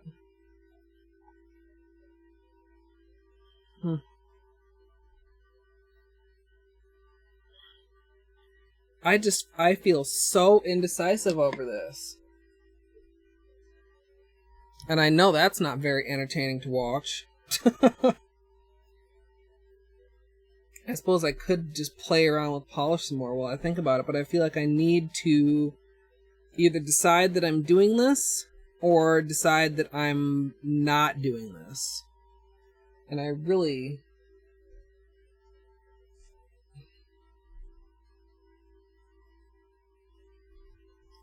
Yeah. I think part of it too, obviously, and I was talking about this with Jerry last night, is once you get used to something, you don't want to learn something else. So, like when I switched from my original Canon to this one, they operated almost the same. And I'm assuming probably Nikon has its own, little proprietary interface. And I don't want to learn that. I like knowing what I'm doing, and not that I dislike learning, because, I mean, you know, learning is fundamental. But, you know, I would prefer to do other things. I would prefer to get along to making the actual tutorial and not sitting around trying to figure out how to do whatever on my camera. Honestly, editing is already my least favorite part of doing tutorials. Always entertaining. Thank you, Ninja. I doubt that. But, yeah, well, you know, I always... It's like a conflict because it seems like a lot of the trend is towards, like, the Instagram tutorial where it's neat and clean and fast and everything appears to go flawlessly. And I feel like, you know, if you're another nail artist, sure, you can use that for inspiration and you can use that to learn. But if you're somebody that's new to nail art or is unfamiliar with the technique and you see somebody that doesn't appear to be struggling, that can be really discouraging or disheartening and just make you feel like, oh, you know, I'm having troubles. There must be something wrong with me. And that's not the case. Like, the tutorials are edited to look easy, but you know, I'm 99% sure other nail artists go through this same sort of a process too, where they're figuring out what they're doing and making all their mistakes off camera. And I feel like making your mistakes on camera can be just as educational as showing that finished, flawless, polished tutorial. Yeah. Well, editing always takes longer than I think it will. Half the time I'll always run into some unexpected problem. You finish your video editing and then you gotta like edit a thumbnail, you gotta do all this crap, you gotta export it, you gotta upload it, and then you gotta add descriptions and tags and links and all kinds of stuff. So I think I have finally decided, and the thing that really is where I heard that sounds awful familiar. I could be unintentionally quoting someone. Do you have someone in mind, Ninja? That's always just kind of been my, Oh. Did I drop some frames? Well, it's really not a lot of frames. I just noticed that I had a big dip in my stream health for a minute there. Yes, rendering takes forever, and honestly, that is one of the reasons I decided to go the lazy route with putting my live streams on YouTube. I had considered like either using my local recording or downloading the video from Twitch, adding an intro and an outro, and then uploading that finished video to YouTube, and I'm like, dude, downloading or using an existing 2+ hour video just to add 10 seconds at the front and 10 seconds at the end, and then have to, you know, render all that and re-upload all that, like, it didn't make enough sense. I was like, it's not worth all that. So for my first couple live streams, all I've done is just use the handy dandy Twitch export feature. It goes so fast, it's so easy once you link your account that, you know, I'll probably will stick with that going forward.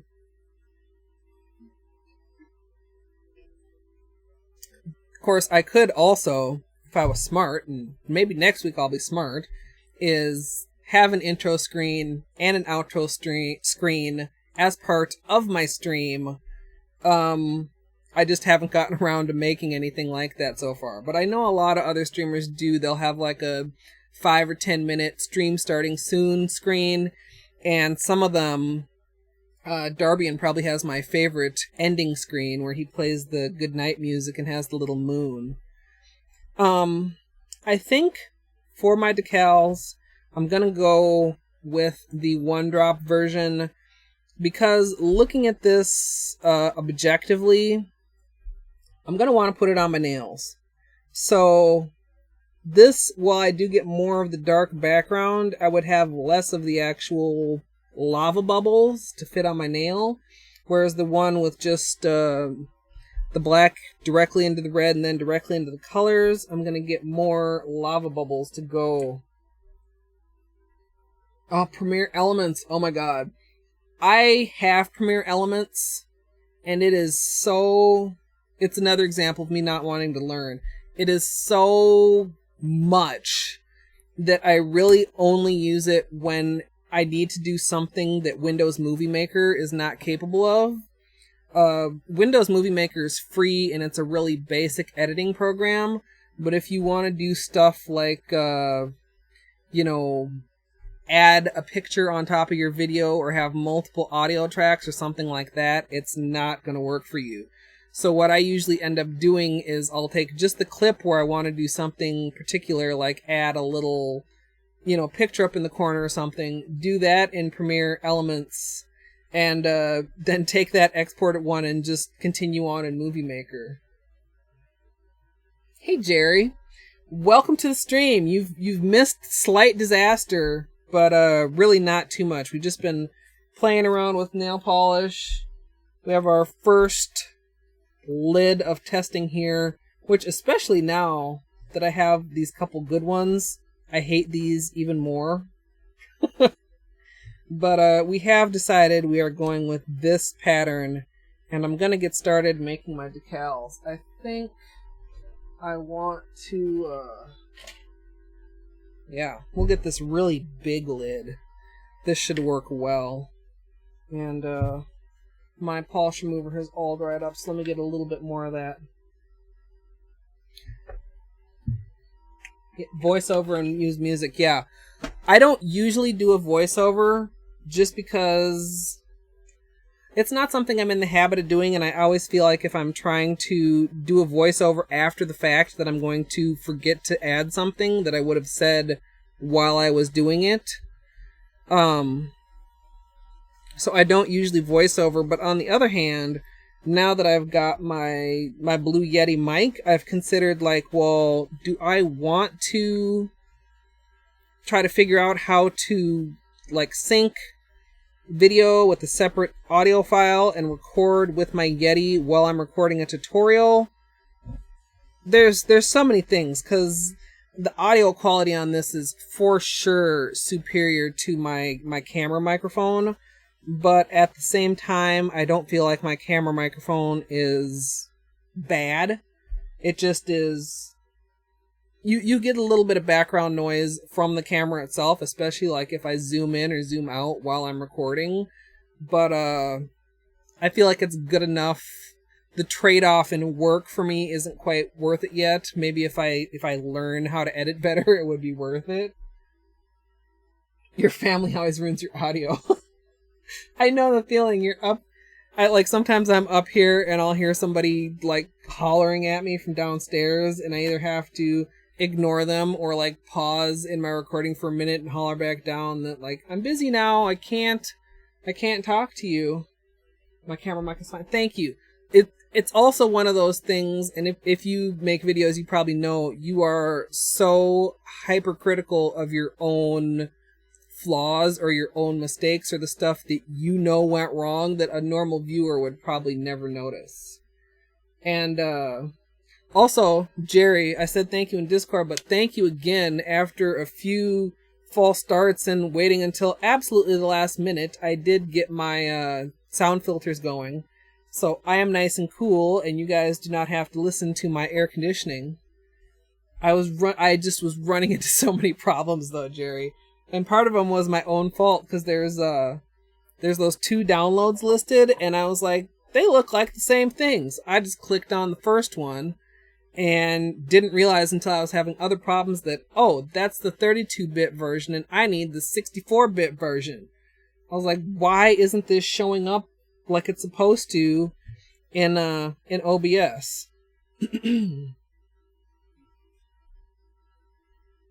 Yeah, I did a very short, was like, first I was running so late, I just did a test stream with no filters to see how loud my air conditioner sounded, and I was like, crap, I better like do the quickest crash course ever on these noise filters. And then just did one test stream and it sounded okay. So I'm really glad, and thank you again for the link to the filters and the link to Proto Magical Girl's tutorial. It was very helpful once I downloaded the correct version. At first I was like, why aren't these showing up here? Why isn't anything working? And then finally, thankfully, figured it out. 2-bedroom condo. Yeah, critical of your own videos and your nail art. I think that's always the way with everything that you do that's for an external audience, because you're doing it because you enjoy it, but you're also doing it because you want to provide them with quality content. And if you put out something that you don't feel like is quality, then, you know, it's just that little internal voice.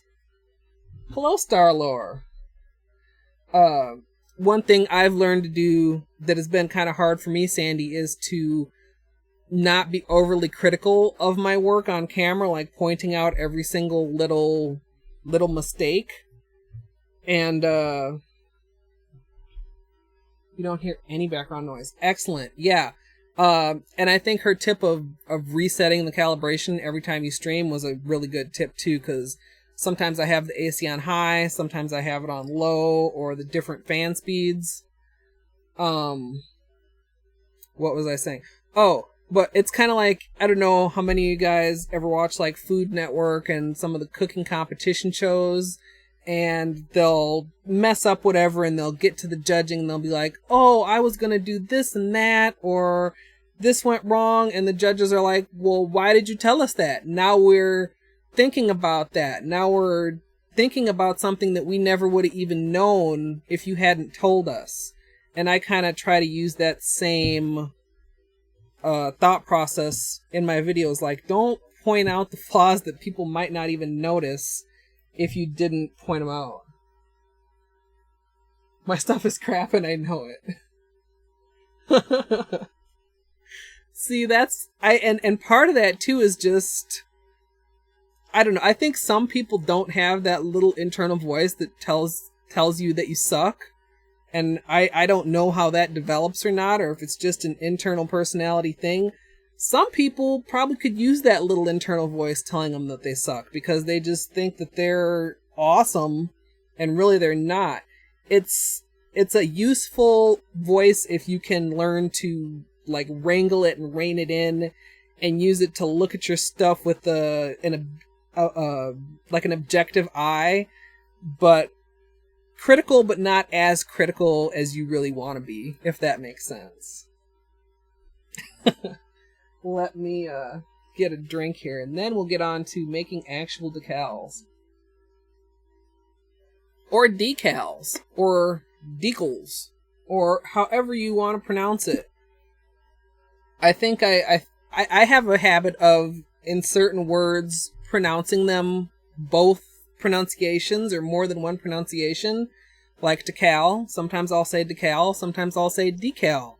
And I don't know what in my head makes me say one or the other, but I know on one of my other videos, somebody was like, that's not how you pronounce that. And I was like, excuse me? Sure it is. Potato, potato. Tomato, tomato. Caribbean, Caribbean. I mean, as long as people can understand you, I don't think it makes too much of a difference. Yes, I don't know what that chicken is, but yes, Ninja. I know, trying to think where it was. I think it was maybe in somebody's Discord or something, and it was like, you know, a person that was always putting themselves down. Like, I can be very critical of myself, but I can also be very complimentary of myself. Like, I know when something is good, even if it's maybe not as good as I think it is. That doesn't mean that it's a piece of crap. And I think if you get to be overly critical, you just need to, you know, remember that. Like, okay, you know, let's go back to our little examples here.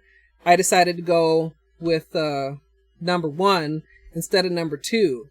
That doesn't mean that number 2 is crap. It just means that it's not, you know, ideal.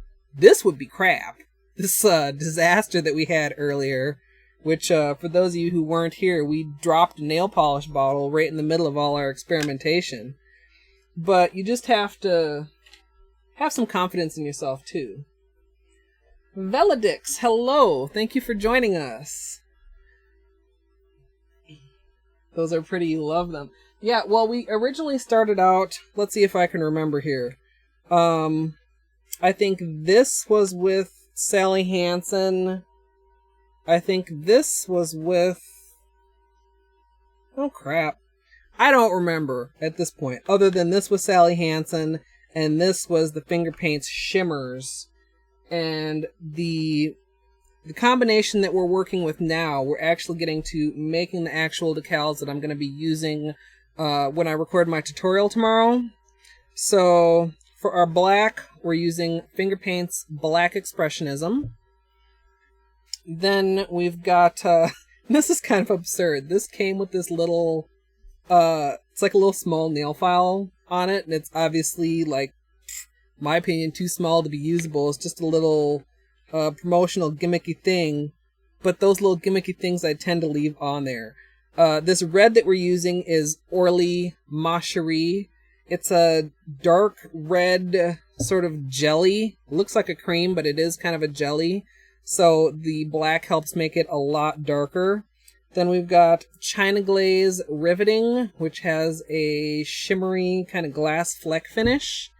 And then we have Finger Paints, Iconic Orange, Neon, and To the Plinth Degree, which is just as neon as the orange, but the camera doesn't like it. And after all that testing, I'm just going to get started, and we've got, I'm not sure, it probably doesn't even show on camera here. There's a little recycle symbol right there, so I'm going to try and stay away from that. But I'm going to just start building some larger decals. And like I said, when I'm actually working on them for my nails, I tend to make them larger so that I can get multiple nails worth of decals out of them.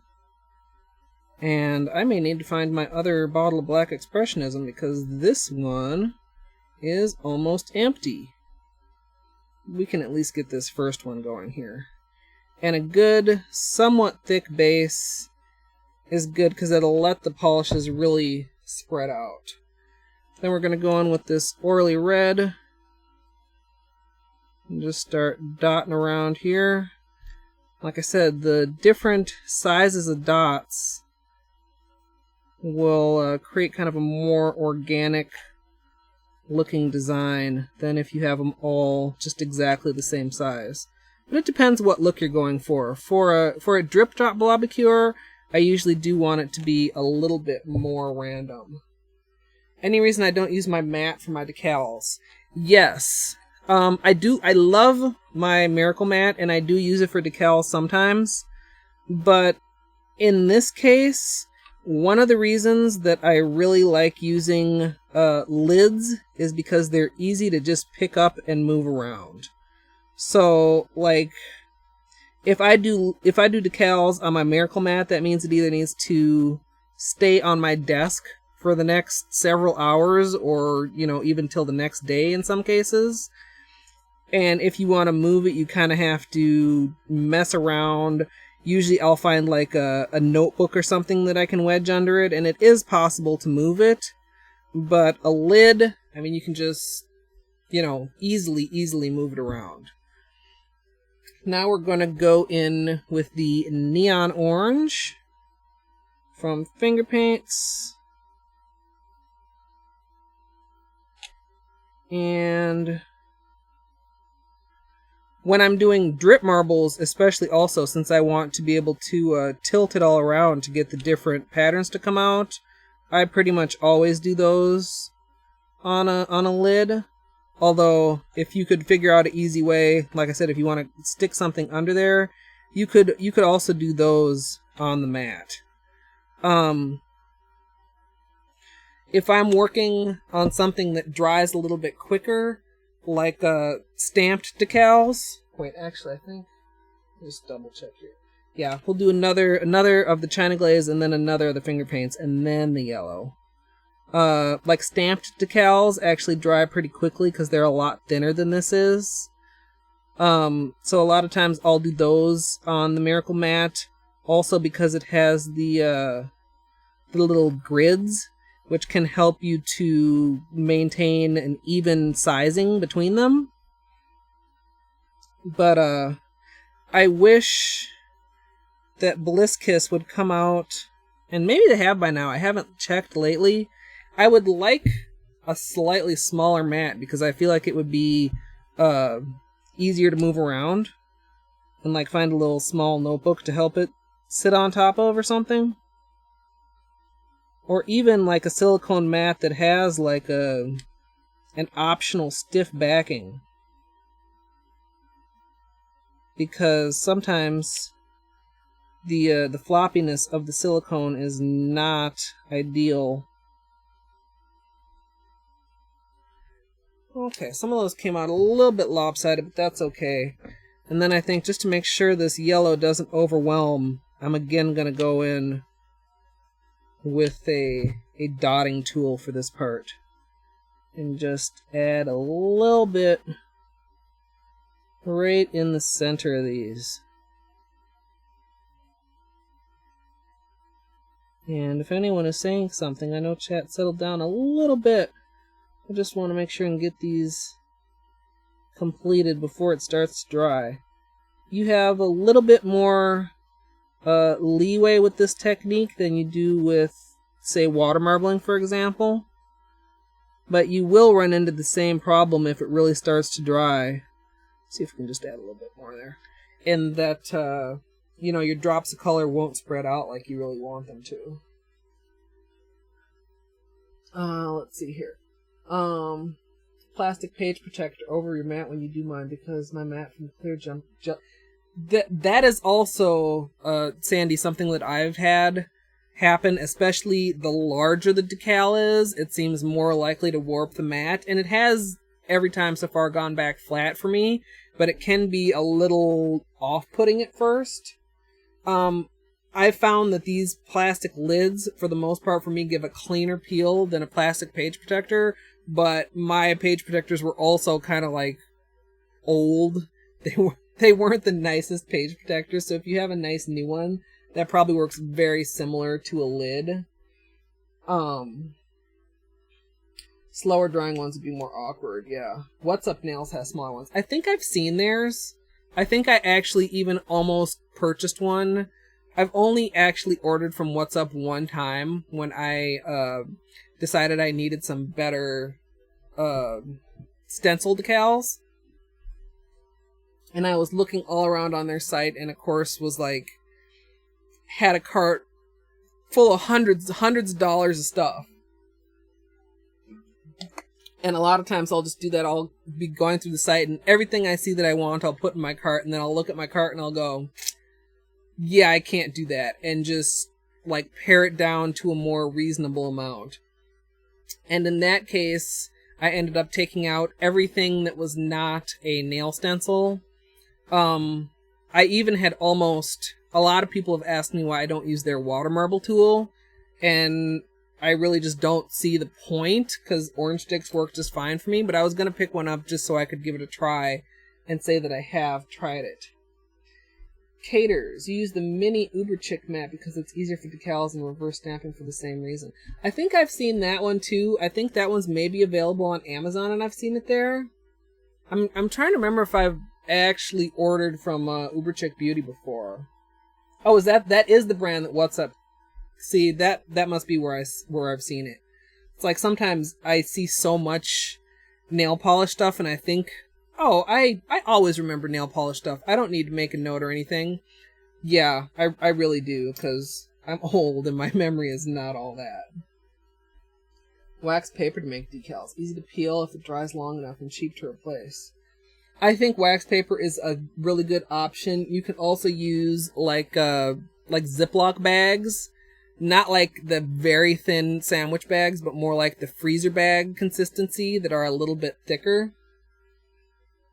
So much Greek yogurt that we use tubs and the lids are black. I love the black lids. I have several of those. Like, I don't know if you guys saw this one. I kind of flashed at the very beginning. It's dusty because it's from quite a while ago.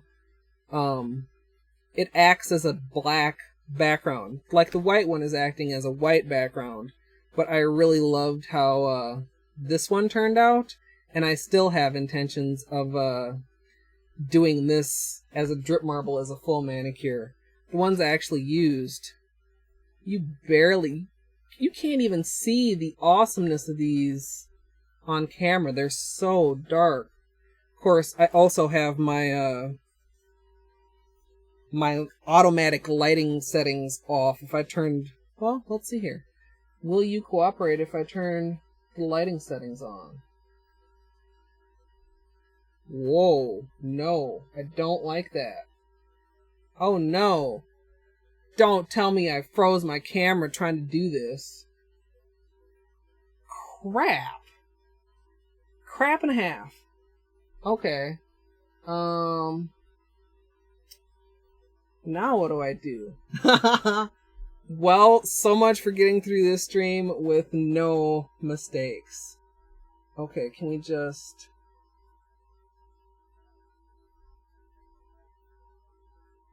You are completely frozen here. Okay. Okay, close. I'm getting an error here. It's asking me to close. I think it's just for the webcam window. But if my stream also drops, I will be right back.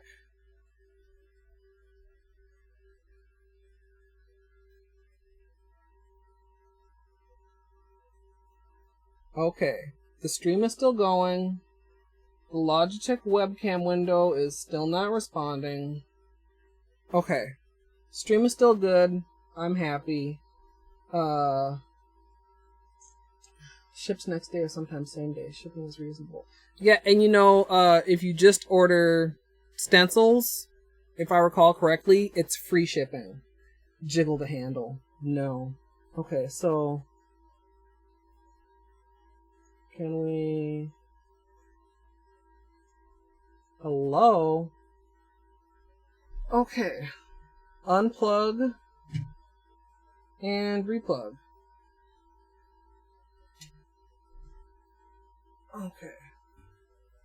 I really hope that just by trying to change the lighting settings, I did not totally screw up my... Yay! Success. I really don't know why in the world.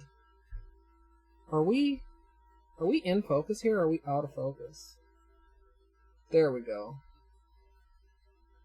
And well, we weren't quite this close. There.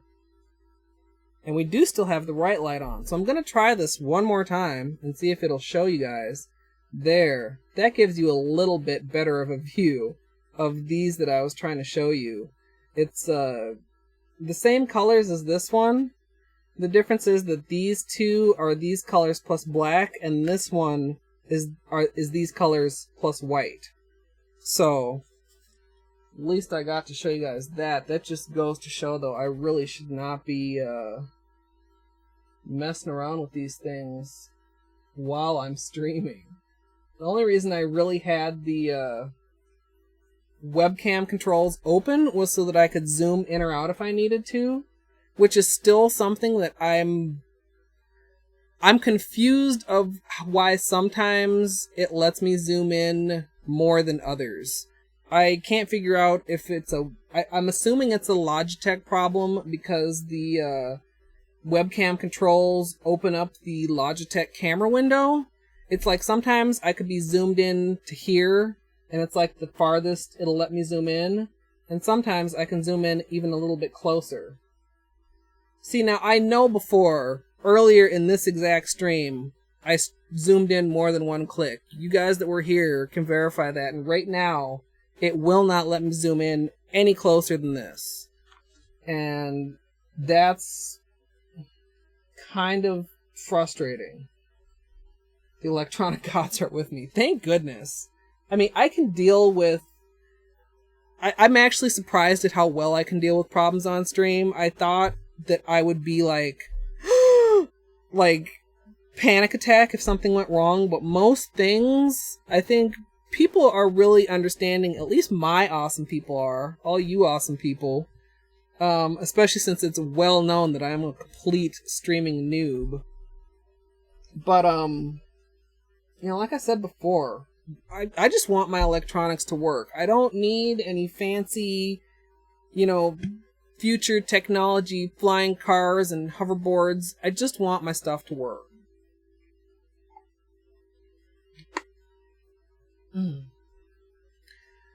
So, I think the whole reason we got to that was we were talking about lids versus other methods, and I was just trying to show how much I love black lids. I usually get got polish all over me, and my nail polish is empty again, or my polish remover. Let me just clean this up really quick. I think I must have got some on the bottle here somewhere. Lids are also free and easy to use. They're sturdy, a little sturdier than like a plastic bag or like wax paper.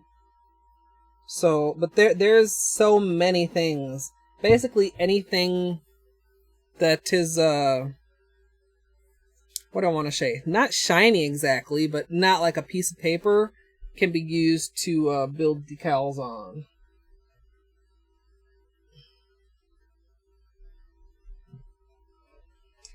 Yeah, it's very weird. And I also, for a while, I had my whole ring light with the camera attached a little bit lower, and I was really having trouble getting it to focus. So I can maybe adjust that a little bit more, and that would also give me, more room on my screen, so that I could see in front of me more without having the ring light literally right here. IT nerds and clinical personnel. I can believe it because I've seen the disconnect between IT and like other types of personnel. I was really lucky at my last job that because I was a pretty easy user as far as the IT people were concerned, so I was kind of friends with the IT guys. I mean, I was not the employee that needed to call IT if the printer had a paper jam. If I reached out to them, I did usually actually have a huge problem, or I just wanted to hang out for a while. But it's like each stream I learn a little something new. I guess that was my lesson, not to mess too much with the settings. But I really do wish that I could figure out the zoom a little bit more than I have. And sometimes it just seems like, every time I unplug it and plug it in, I get different results. And if you're wondering, those who weren't here, I can't keep it plugged in because if both of my webcams are plugged in, when I open OBS, I get a blue screen of death and my whole computer crashes. Maybe I will eventually upgrade to the C922 or even a different webcam and see. But like I said, it is what it is. I think it is entertaining however it's going. So I really appreciate you guys bearing with me. Spend half the day saying, oh, my computer is so slow. How to rip a CD every time. Yeah, I know,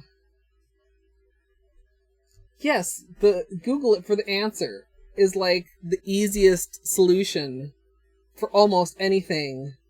And some people are just like, oh, that's a great idea. I never would have thought of that. But I'm somewhat used to being the IT professional, heavy air quotes here, in my family. And like when I go to see my grandma, like, well, maybe not half the time, but frequently she's like, oh, I'm so glad you're here. I have a problem with my computer. And I'm like, oh crap, Grandma. Because I'm familiar with my own stuff. I can figure stuff out as it's happening, as I need to. And fancy schmancy DSLR cameras. Do those work properly for streaming? I mean, I don't even know how you stream with the regular camera. I suppose you just need one that hooks up properly. something a little bit more. I don't know if you were here when I was showing Jerry. This is the workhorse for my tutorials. So that's the extent of my fancy camera knowledge. You refused to upgrade your laptop because you like Windows 7. I feel you there, Sandy. Music. I still can't quite decide how to pronounce your name, even though you told me it's like musical, musical with gal at the end, and my tongue just. Maybe I'll just start calling you Gal.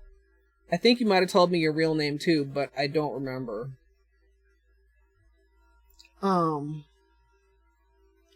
My computer is actually. I was trying to remember exactly. I know that I got it before I stopped working at my office job because I asked my IT friend his opinion on the couple models that I was looking at. So it's at least 2.5 years old. I've been really pleased with how much of a workhorse it's really been while I'm streaming. It hasn't caused me any real difficulties. I've been very grateful for that, and it's doing its thing. But when I was looking into capture cards and stuff like that for if I move into a little bit of video game content, a lot of the ones that I was looking at were designed for Windows 10, and I'm still on Windows 8, which I'm not a fan of, but I'm even less a fan of switching. And I've actually seen a couple horror stories about Windows 10 that really kind of turned me off from it. And I know eventually I'll have to give in, but not quite yet. Get going. I've been doing all this talking, and I really should have been doing decals at the same time. Others call you Muse. I like Muse. I may use Gloria if I can remember it, but we'll see. Well, I could actually turn up my ring light a bit, but part of the problem is that I've turned off the right light because it was doing such weird things as I was moving my hands in and out of frame. Let me finish this round of polishes. And the red really is quite close to the black when it goes right on top of it because it is a jelly. Let's see if we can turn this up a couple notches though. This ring light is actually pretty dang powerful. How's that? I will love Windows 10. You think so? You hate Windows 8 and 10. Really like 7. 10 is okay. See, the thing with 10 is I have not used it. Well, actually, is that what my grandma's on? Now I'm confused. If I've used it, it's only been at her house, and I'm not even confident that that's the version she has. The other day she called, and she was having a problem with her mouse, and it was like unresponsive. And thankfully, it started working while she was on the phone. Because I was like, crap, I really have no idea how to troubleshoot this over the phone. Am I going to have to like drive out there and see her just to fix her mouse? Which would be fine. Because I love seeing my grandma. But it's just like, they consider me like an IT person. And I'm like, I'm really not that computer savvy. But I'm just a little bit more willing to push buttons until something happens than they are. They're always afraid they're gonna break something. My mom has gotten pretty good because I usually told her like, you really, it's very unlikely you're gonna mess something up by just by pushing buttons. These decals are speaking to your soul. That's awesome. I'm pretty pleased with how they're turning out. You know, at first I was getting discouraged with the results. But this combination, I feel like, is turning out really beautifully. Like I said, it can get a little bit dicey with some of these smaller dots as you get to the later blobs. But all things considered, it's going pretty well. And as decals go, these dry pretty thick. But if you catch them at just the right time, they're actually malleable, like a Play-Doh consistency almost. Like they're just dry enough to peel up, but they're still wet enough to really play with.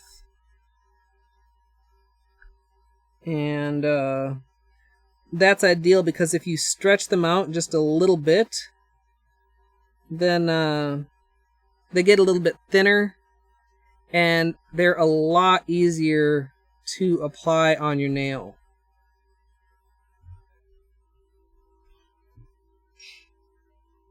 Live streaming my Christmas cookie party? I wouldn't completely rule it out. I honestly wouldn't really know where to start. I mean, like right now I'm obviously in front of my computer. I've got my 2 screens. I've got 3 webcams. I've got my my ring light and my microphone and all that. I don't know. I know it's possible to stream from mobile, but I'm not super familiar. I'm not familiar at all with how that works. And my grandma's house actually does not have Wi-Fi, so I would be on my cell data the whole time. So I'm not sure how successful that would be. Mom may eventually make an appearance. I don't know that Grandma would be interested to make an appearance. She watches all my tutorials, and she was somewhat interested in my live streams until my mom told her that it would be like a several hour commitment. Then she was like, oh, never mind then. 90 minutes east of you and expects you to drive.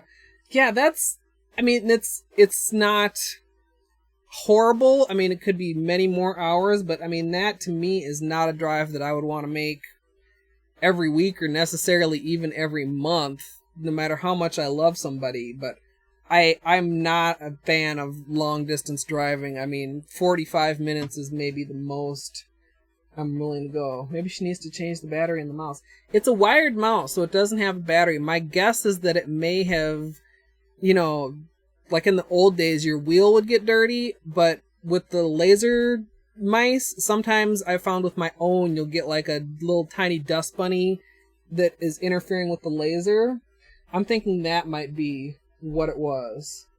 Windows 10 is easy to use. Windows 8 was one of the worst versions they came out with. Yeah, when I got my computer and it had 8, I was like, but now I'm used to it, so. And I saw one dude, the scariest thing I saw about Windows 10 was this one dude that said that it forces the updates on you, that you don't necessarily get to schedule them or delay them or say, no, I don't want to update them now, that the update can just come at the worst possible time. And he got a forced update that basically killed his computer.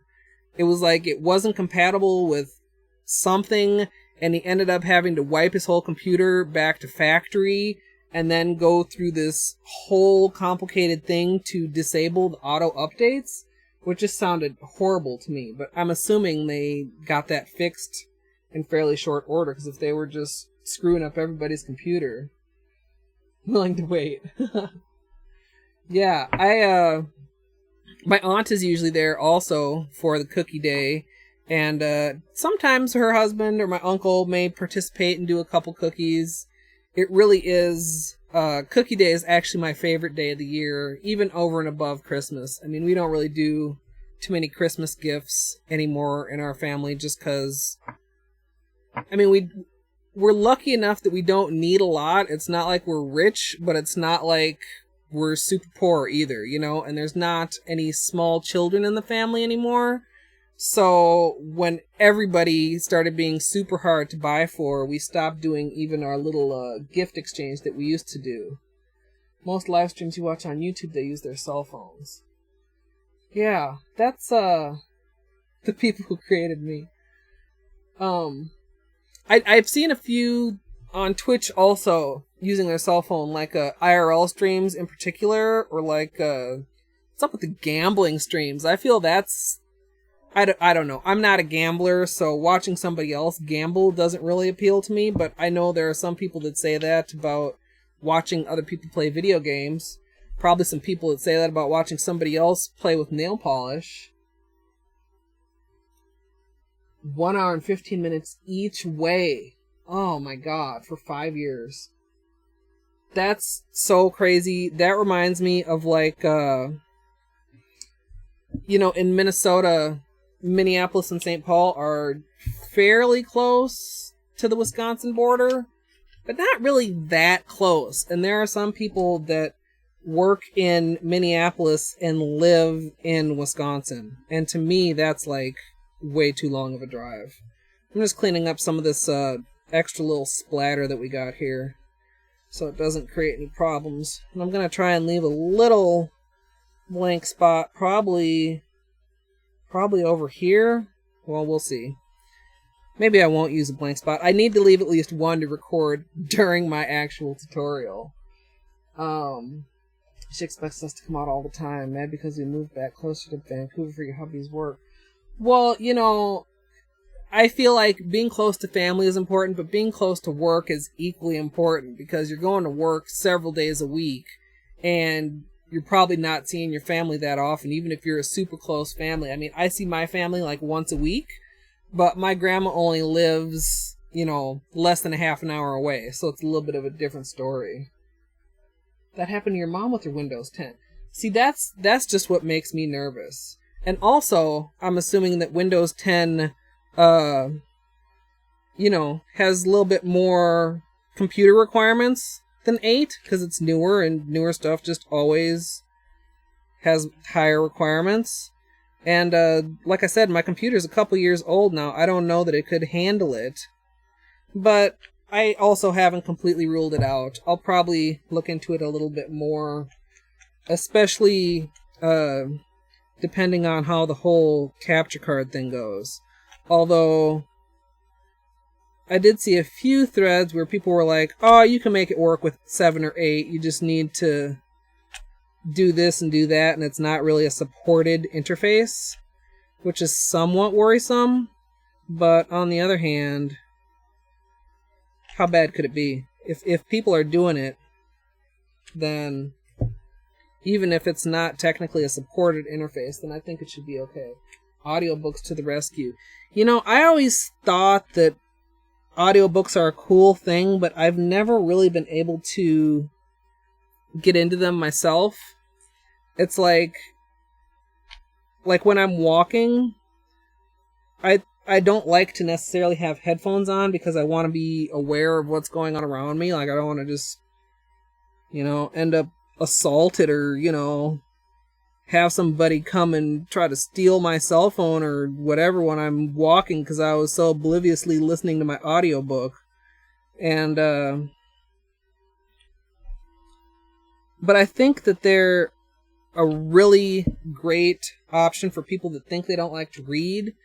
Like, anybody that says they don't like to read, my thought is just that you have not found the author or the book that is of interest to you. It's like saying you don't like pizza. Like, well, there's 1.5 million different kinds of pizza. How can you know that you don't like any kind of pizza? Like, have you tried every kind of pizza?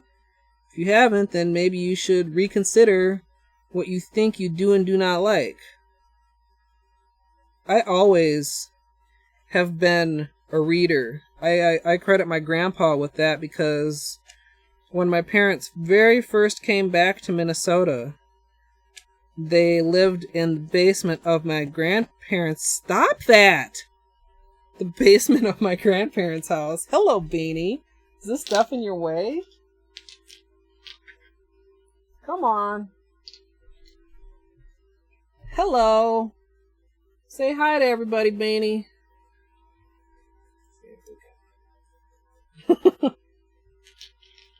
There's plenty of room for you.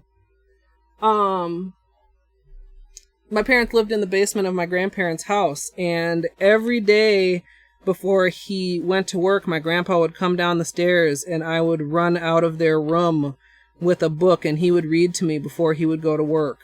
And I think that just got me in love with books from a small age. And my parents, of course, would read to me too, you know, always have a bedtime story and have your favorite books. And as I grew up, I was always just quite a reader. I really have fallen off lately. Audiobooks are awesome. Have to listen to music when you drive. I like music too, like good driving music, like something with a good beat, or if I'm trying to bring myself like in a calmer state, some calm music. What genre do I like best? I am a huge sci-fi and fantasy fan. Like, because if I'm reading, I'm usually reading like to escape. Like, I don't want to read any based on true story stuff. Not that I won't ever, but it's just usually like, that's not what I'm really interested in. I love it. Of the two, I would say fantasy above sci-fi. And maybe throw a little bit of romance in there too. A little bit of sexy bits, why not? Type the words from the audiobook. Unbelievably, there are pizza who can screw up pizza, so maybe they had bad pizza. Yeah, I know there definitely is such a thing as bad pizza, but you can't judge all pizzas based on a bad pizza.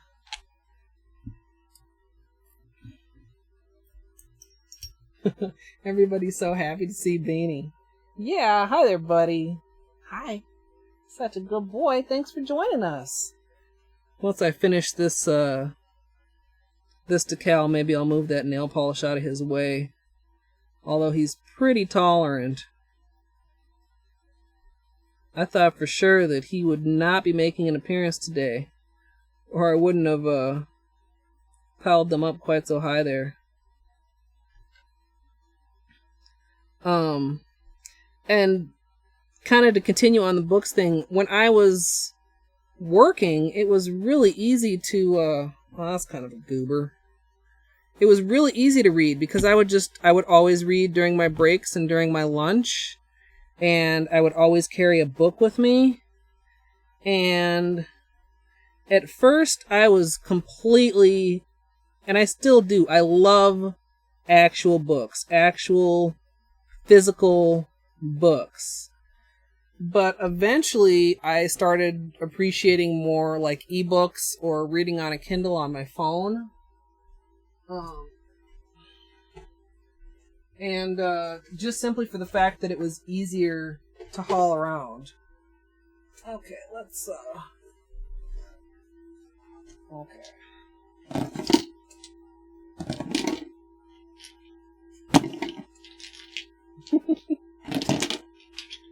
Give Beanie his room here. And then I've got all this in the box. Let's hope that at some point during this week I can organize that box and put those all back where they're supposed to go. Yeah, what a handsome boy. Everybody loves you, Beanie. Audiobooks to your garment, I listen to them in the car. Yes, Anne McCaffrey is one of my favorites, although I haven't read anything recently. I loved the Pern series, although Pern got a little bit old for me because I felt like some of the storylines kept being like reused a little bit, like, oh no, it's a plague, oh no, it's, you know, it's like, haven't I heard this before with some other characters at a different point in the storyline? And I really loved the Talent series too, like the Rowan and Demia. Those were some of my favorites. I just reread those a couple years ago. Political thriller fiction too. Here with the sexy bits. Yeah, Ribbons. I mean, you know, when I was a kid, it was like I kind of remember finding like a Harlequin romance and like 80s romance novels, and it was like, you know, what's all this about? And it wasn't really very good. But then it was like a couple of the series that I was already reading had that in it. Like, they weren't romance books, they were sci-fi or fantasy or urban fantasy, you know, like modern, not necessarily like elves and stuff, but like people walking around with powers. And there just happened to be some sexy bits in there. And I was like, oh, this I can definitely get down with. Nail polish pillow. That color blue is very pretty on you. Thank you very much. This is one of my favorite dresses. If you guys can't see, it's kind of a, maybe I can. Yeah, it's like I would love to do a manicure based on this, actually. It's almost kind of like a watercolory look. Oh, that's fine, Liz. You were here in spirit, and, you know, like I always say, lurkers make the world go round, so even if you had to be in lurk mode while you were working, that's perfectly fine. Thank you for showing up, and thank you for watching the VODs or the uploads on YouTube, too, because at first I was like, God, is anybody going to watch this? And then, like, my first VOD, which I think is either gone or is about to be gone, got, like, quite a few views, and they're getting decent amount of views on YouTube also. Some kitty nail art. Kitty wants pretty nails. He does have his nails. I'm definitely an anti-declawing what's the word? Proponent. Is that the right word? Yeah, proponent, not opponent. Like, cats need their claws. If I can get on my little soapbox for a minute here, like, if you don't know, declawing a cat is like cutting off the first joint of your finger. So, like, would you know, like where your nail is. It's not just taking the claws off. You're mutating the cat.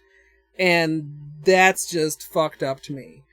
So, all my cats have always had their claws. My cat Frisky had a ton of claws because she was polydactyl and she had claws coming out of everywhere. What else here? A script for Pern, like a movie or like a TV series. That would done well, of course. That's always the caveat. Done well, that would be so cool. Lady Norelka, because he couldn't think of anything else at the time. I think that's a great name. Plus, it's like other people see that, and people that know Pern will be like, "Oh, hey, we got a like-minded person here." Illegal in some places, it is. A couple. I want to say there's a couple states in the United States.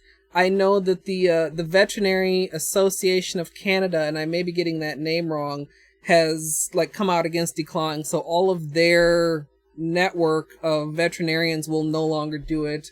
It's illegal in a couple countries. Sweden, yeah.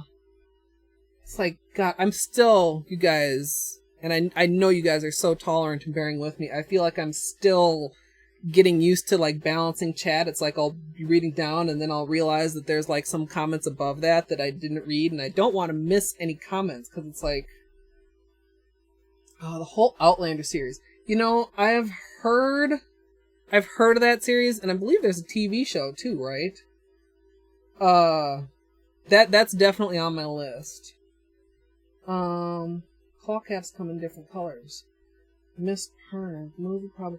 And I was so sad when Anne McCaffrey died, but I think it's kind of cool that her son has taken over a couple of her series.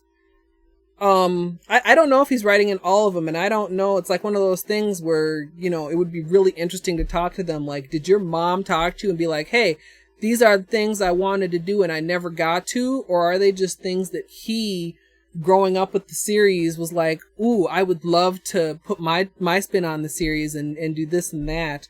I kind of was wishing that he would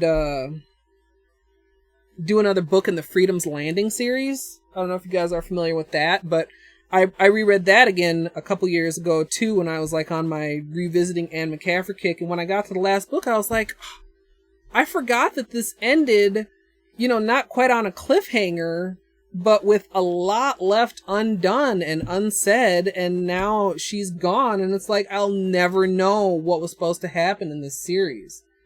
It's very sad when an author dies, because all their stories, you know, die with them. Well, I mean, not obviously what they've written remains, but everything that was still going on in their head, you know, I'm sure. I mean, I've I've done my share of writing, and you know, all the stories that would still be, you know, in her head. It's sad that we never would get to know those. Yeah. Tail docking and ear cropping. Even like a couple dogs ago, we had an Airedale, and his tail was docked when we got him, and was one of the first times I had really thought about it. Was like, you know, before that I didn't really realize that they're born with the full tail and it's cut down to that little stub. And both of his parents had incorrectly docked tails. I forget which was which, but one was docked like one too low and one was docked one too high. And I know that now, even like in dog shows and stuff, there are more Airedales being shown with full-length tails because so many places are making it illegal.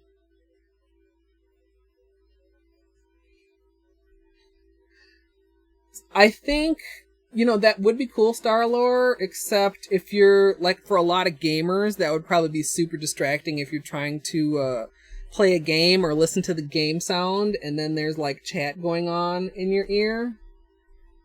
I mean, there is... I almost wonder if there is already a mod for that. I mean, there's already voice-to-chat for donations, in some cases, if streamers have it turned on. And I've seen, there's also the fact that can be very, very misused. If I had any trolls in here, I don't know if I'd want their trolly comments being whispered into my ear. Come to grips with ASOIAF. Okay, Ninja, what is that? ASOIF. Something. Oh, is that what's his name? Is that the Game of Thrones guy? George R.R. Martin or whatever? A Song of Fire and Ice. Yeah.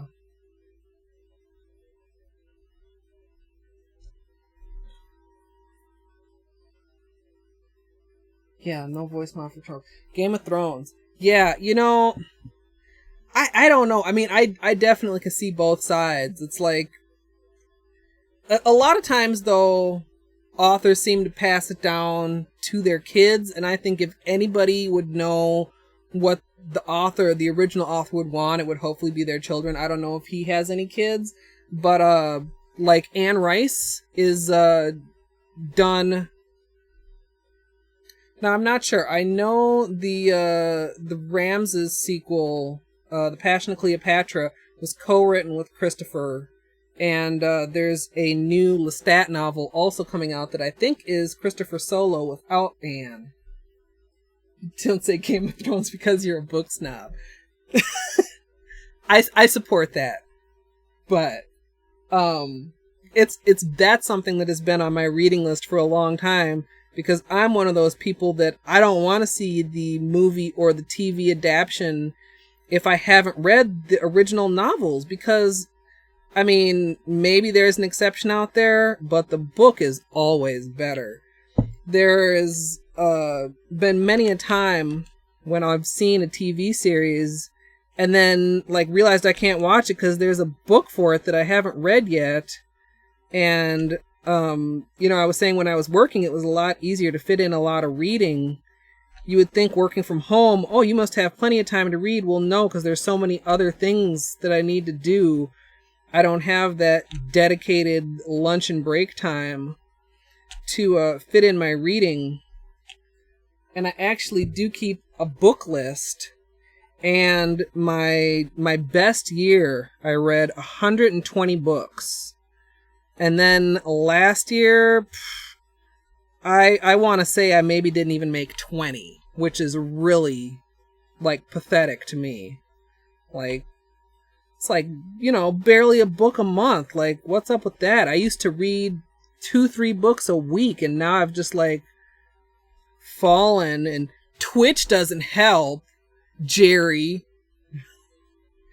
No, I love Twitch too, but it has, in some ways, taken some time that I might otherwise be reading. Sometimes I'm multitasking while I'm watching Twitch, but a lot of times I'm just relaxing with Twitch in cases where I might have previously relaxed with a book.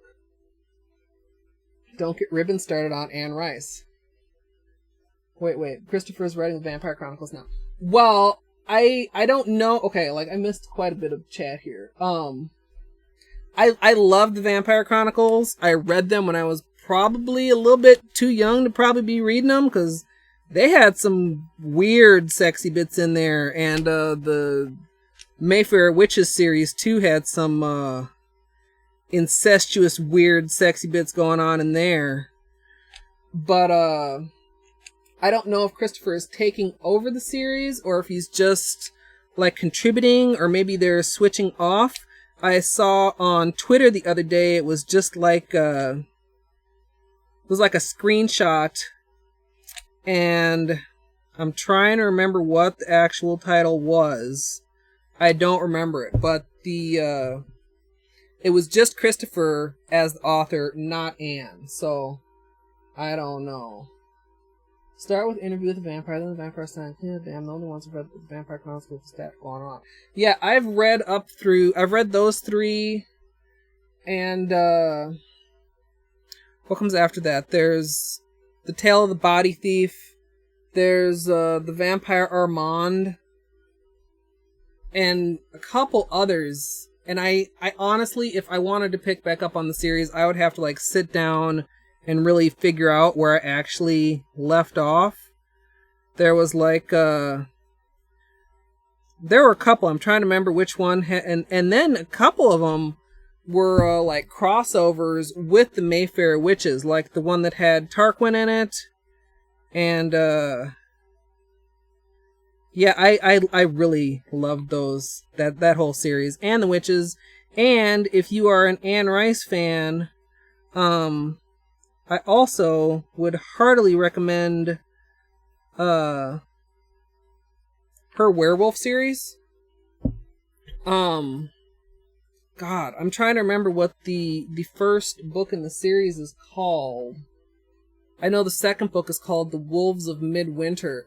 It's what I would say is a completely unique take on werewolves, which at this point in time, I think you guys know is pretty hard to do, because there have been a lot of authors that take a lot of different takes, or a lot of authors that have put their own takes on the traditional kind of werewolf mythology, and the way that she did it was very Anne Rice, and I found it to be very different from anything that I'd read, and I really, really enjoyed it, and that is another series I'm behind on. I have not read the second book, and I don't know if there are any additional ones planned in that series, but I would hope so. Between Armand marries Pandora, Blood and Gold, and Vampire Armand. Yeah, all that, Ribbons. See, you're like, it's been so many years since I read any of those. I mean, probably conservatively more than 5 years, probably more than 10 years, because I'm at that age where if you make a guess, you probably should double the amount of time you're guessing. And I could go back and read those too if I just had like tons and tons of time to read, because I do just remember loving them so much. And she's got some other books too, and she's got some under, different aliases, and she's got some that are more like religious books about like Jesus. I haven't read those, but I have read a few of the other ones, like Cry to Heaven. I was mentioning Ramses the Damned. That was a good one. Only read the first Mayfair book. That is like the freaking... At the time, that was the biggest book I've ever read, and it still definitely is way up there as far as big-ass books. I love the Mayfair Witches. Making entities bids, knitting and crocheting, watching YouTube. You knit and crochet too? That's awesome. I know how to knit. My skill level is at like the dish rag level. I don't get too much more complicated than that, but I do usually have a dish rag going My grandma taught me how to knit, and she no longer knits because her arthritis in her hands is too bad. She can't really feel her hands, and they're very stiff. So she no longer gives the dish rags out for Christmas. But last Christmas, I did it, and everybody was like, it was kind of a surprise. Everybody was like so shocked and happy to get some new dish rags.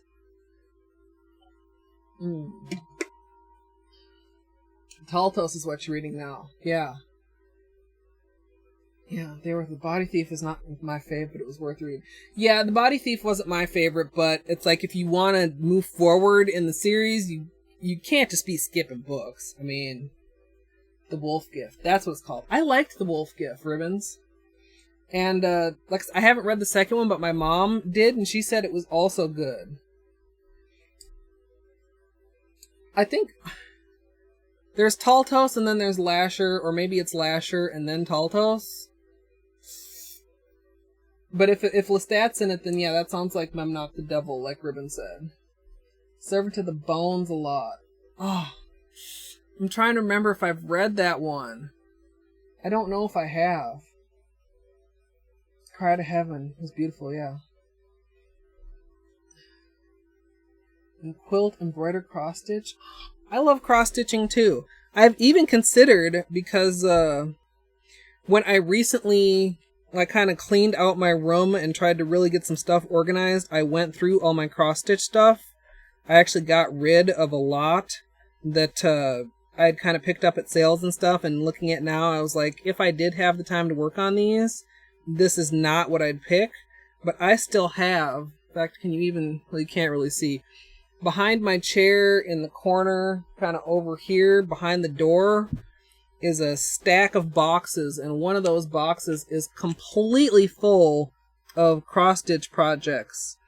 Some of them are small projects, like little Christmas ornaments, and some of them are like larger hang-on-the-wall projects. And I have considered that if I were to get back into cross-stitching, maybe that would also make some streaming material. So knowing that I have some cross-stitchers in my fan base makes me consider that even more strongly. Oh. Your daughter likes you to knit her socks. I feel like socks would be hard. Do you have to use one of those needles that's like a round thing, or do you just like knit them together? Like knit them and then make a seam? I don't know. Anything else seems like so complicated. Like washcloths are easy. I remember when I was very young, like when I very first learned how to knit, I knit my Barbie an area rug. I was very proud of that. But as far as like anything with a shape that's not square or diamond, that's out of my skill set currently. Modify the pattern to have hat stitches and stuff so the outlines of shapes are smoother. Yeah, I've never like really altered too much of a pattern. I've always thought that it would be fun too to like make your own pattern. Although then that's a lot of extra work because you'd have to go and, pick out your own thread and stuff too. Detailed cross-stitch painting of Jesus Christ for 10 years. Oh my god, that's gotta be a huge detailed project. When I go to the state fair every year, I always like to stop in the Creative Arts building, and they have all of the award-winning cross stitches hung up in there, and sometimes it's like you look at it from a distance and it almost looks like a painting. It's so beautiful and so detailed, and then you get up close, you're like, holy crap, this is a cross stitch. The amount of patience and the amount of skill is just really impressive to me.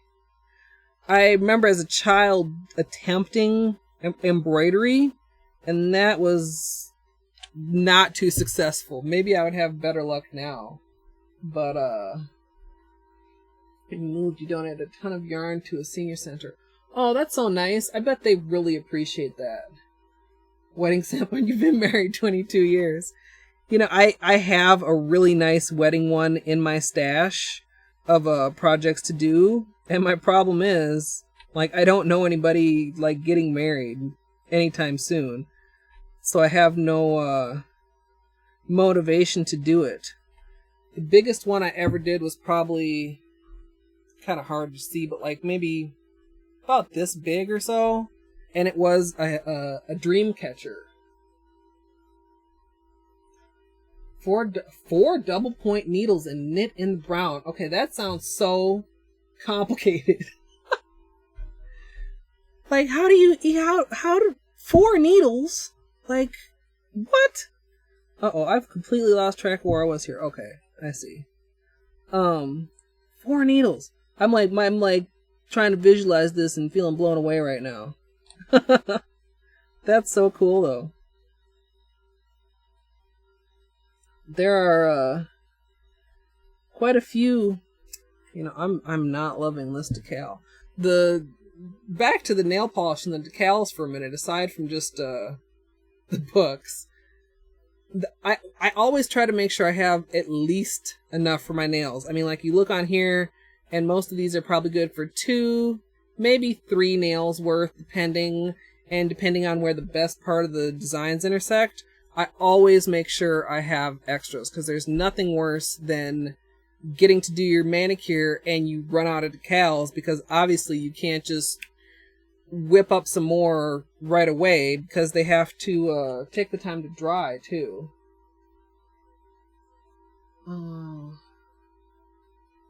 Seeing the detailed cross stitches that look like paintings. Lots of counting. Yeah, I know they also do like a printed cross stitch or whatever, where the design is like printed right onto the cloth. But I've always done counted cross stitch myself. And I haven't actually cross stitched in a really long time. I remember considering every year, especially around the holidays, particularly when I was working my office job, was like I would consider, you know, getting back into it and doing some little Christmas ornaments as gifts. Because I feel like it's a cute little gift. It's, you know, useful as far as Christmas ornaments are useful. I mean, it's kind of a frivolous use. And just a really personal gift, because I'm not into giving gifts just to say I gave somebody a gift. Like, if I give a gift, I want it to be something that I really know that person is going to like. That, you know, they're not just going to be like, oh, thank you. And you could see, like, really they're not that enthusiastic. Like, receiving a gift that is not something you want is almost like kind of rude, because you feel like it's a gift, so you don't want to get rid of it, but it's not something you actually need or want or could use, so you don't want to keep it, but it's a gift, so you don't want to just throw it out. And then it ends up just cluttering around your house for however many years until you finally give in and get rid of it. Almost only wears socks she's knit herself. She also made a dress and sweaters. Her own patterns. It's crazy how good she is. I can't imagine making my own, like, knitting pattern for, like I said, anything other than a dish rag. Even some of the more complicated dish rags, like, there was a site I looked at, and just by switching between like knitting and purling, you can create kind of a raised pattern, and they had some that were like hearts or stars on the dish rag, and I was like, how the heck do you keep it straight between when you need to knit and when you need to purl? And I barely can knit, so I don't even know if I would be able to purl, and having enough trouble just counting and making sure when I need to add and when I need to take off, let alone switching between 2 techniques. I prefer cross stitch to embroidery. Yeah, I do too. I mean, good embroidery is beautiful, but I just feel like it's, I mean, cross stitch isn't necessarily easy either, especially counted, but I feel like it's easier than embroidery. Have yarn on 3 needles and knit onto the 4th. Huh. I'm just like trying to picture this, and it's so confusing. It's just like crochet with just like the one hook is freaking beyond me. All I ever was able to do with crochet was like the single chain, like just loop and loop and loop. I follow a a streamer here on Twitch that does amigurumi, like Pokemon, little stuffed animals crocheted. So cool. But beyond my current skill set. Gift guild, yeah. A purse from old scrub bottoms. Looks kind of janky, but it's functional. Hey, as long as it's functional. Plus, some of those scrubs have really cute patterns and stuff on them, ribbons. Not just like, I mean, I know there's like the traditional plain blue scrubs, but I remember, you know, last time I was in the hospital, seeing them with little kids' characters, little adorable things on them, flowers, all kinds of things. Alright, I think this will be the last on-stream decal. And, oh, ha! I was just looking, almost started with the wrong color. Looking at how long I've been going, and I've been going for almost 3 hours. Which, makes this my longest stream to date. Thank you guys for hanging in here with me. Plushy crowd say dinosaurs to all your nieces. Aww. See, that's the kind of awesome gift that I would like to give. Like, that probably was one of their favorite things. It's not some generic toy. Not that there's anything wrong with, you know, a generic little cute toy or whatever, but a personalized little cute stuffy made with love. I mean, I'm not superstitious, but I kind of do believe in that kind of stuff. Well, I guess maybe I am superstitious then. You know, that, you know, doing stuff with love matters and that there is karma and that type of stuff. Time to head to the movies. Have fun, Star-Lord. What are you going to go see? Oh, Solo. Ha, if I finish reading your comment. Stoked and scared at the same time.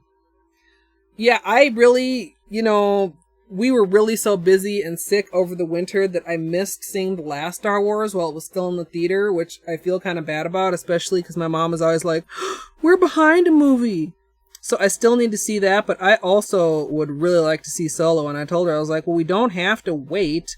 Solo's a prequel, so it's not like we're going to be missing out by not having seen the last one. Have fun at the movies.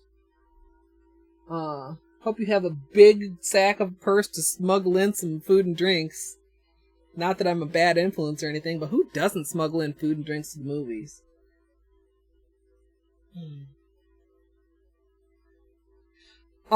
Star-Lord, you can't technically subscribe to me on Twitch yet, but you can follow me, which works the same as subscribing. If you're on mobile, I'm not sure what it looks like, but if you're on desktop, right above the video player is a follow button. And if you click that, you'll be following, and notifications are, I believe, turned on by default. So, one day if I maybe make affiliate, then you'll be able to subscribe, which on Twitch costs money. But I don't know when that'll happen, because I will need to figure out a little bit more content to stream rather than streaming just once a week.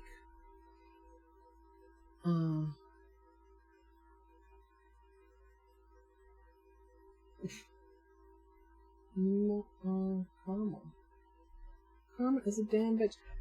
Is that Twitch's auto mod messing with that?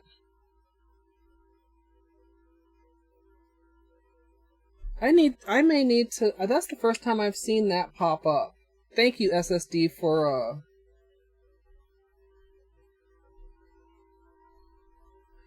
No, you cannot give me bits yet. Once I make affiliate, if I make affiliate, in the chat box where there's the little smiley face to access the emotes, there will also be a little bits icon. And the thing that I really like about bits is that in some countries you can watch ads to get bits, and you can support your favorite streamers even if you don't have any money. And if you watch some other streamers on Twitch, a good tip that I learned while I was researching is that if you're on desktop, you can only watch ads for bits in the US, but if you're on mobile, there's a whole bunch of other countries that support watching ads for bits. So, trying praying for me to make affiliate. Thank you so much, Starlore. I should be pretty close to the hours after this stream, since we're at like 3 hours, and both of the other 2 streams were, I think, about 2.5 hours.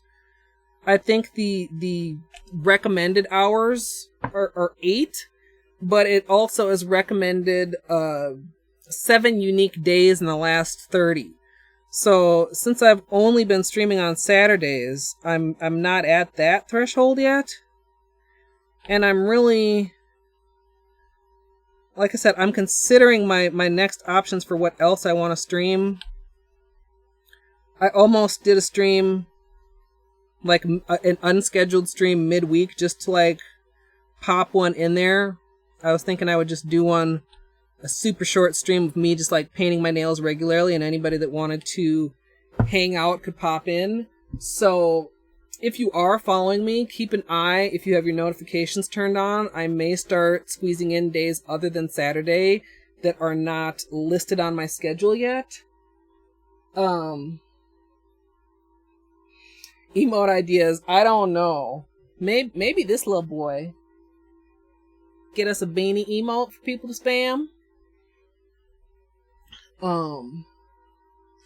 11 p.m. to 1 a.m. 2 unique. Hey, that's actually brilliant, Ninja. Except then I wouldn't be able to watch Jerry unless I'm streaming on Sunday. Which I very well may do, because so often on Sunday evenings, not to like guilt trip you or anything, Jerry, but I'll be like, oh, it's 8 o'clock. I could go watch Jerry. And then I'm like, oh, it's Sunday. No Jerry stream. We'd watch during the week for sure.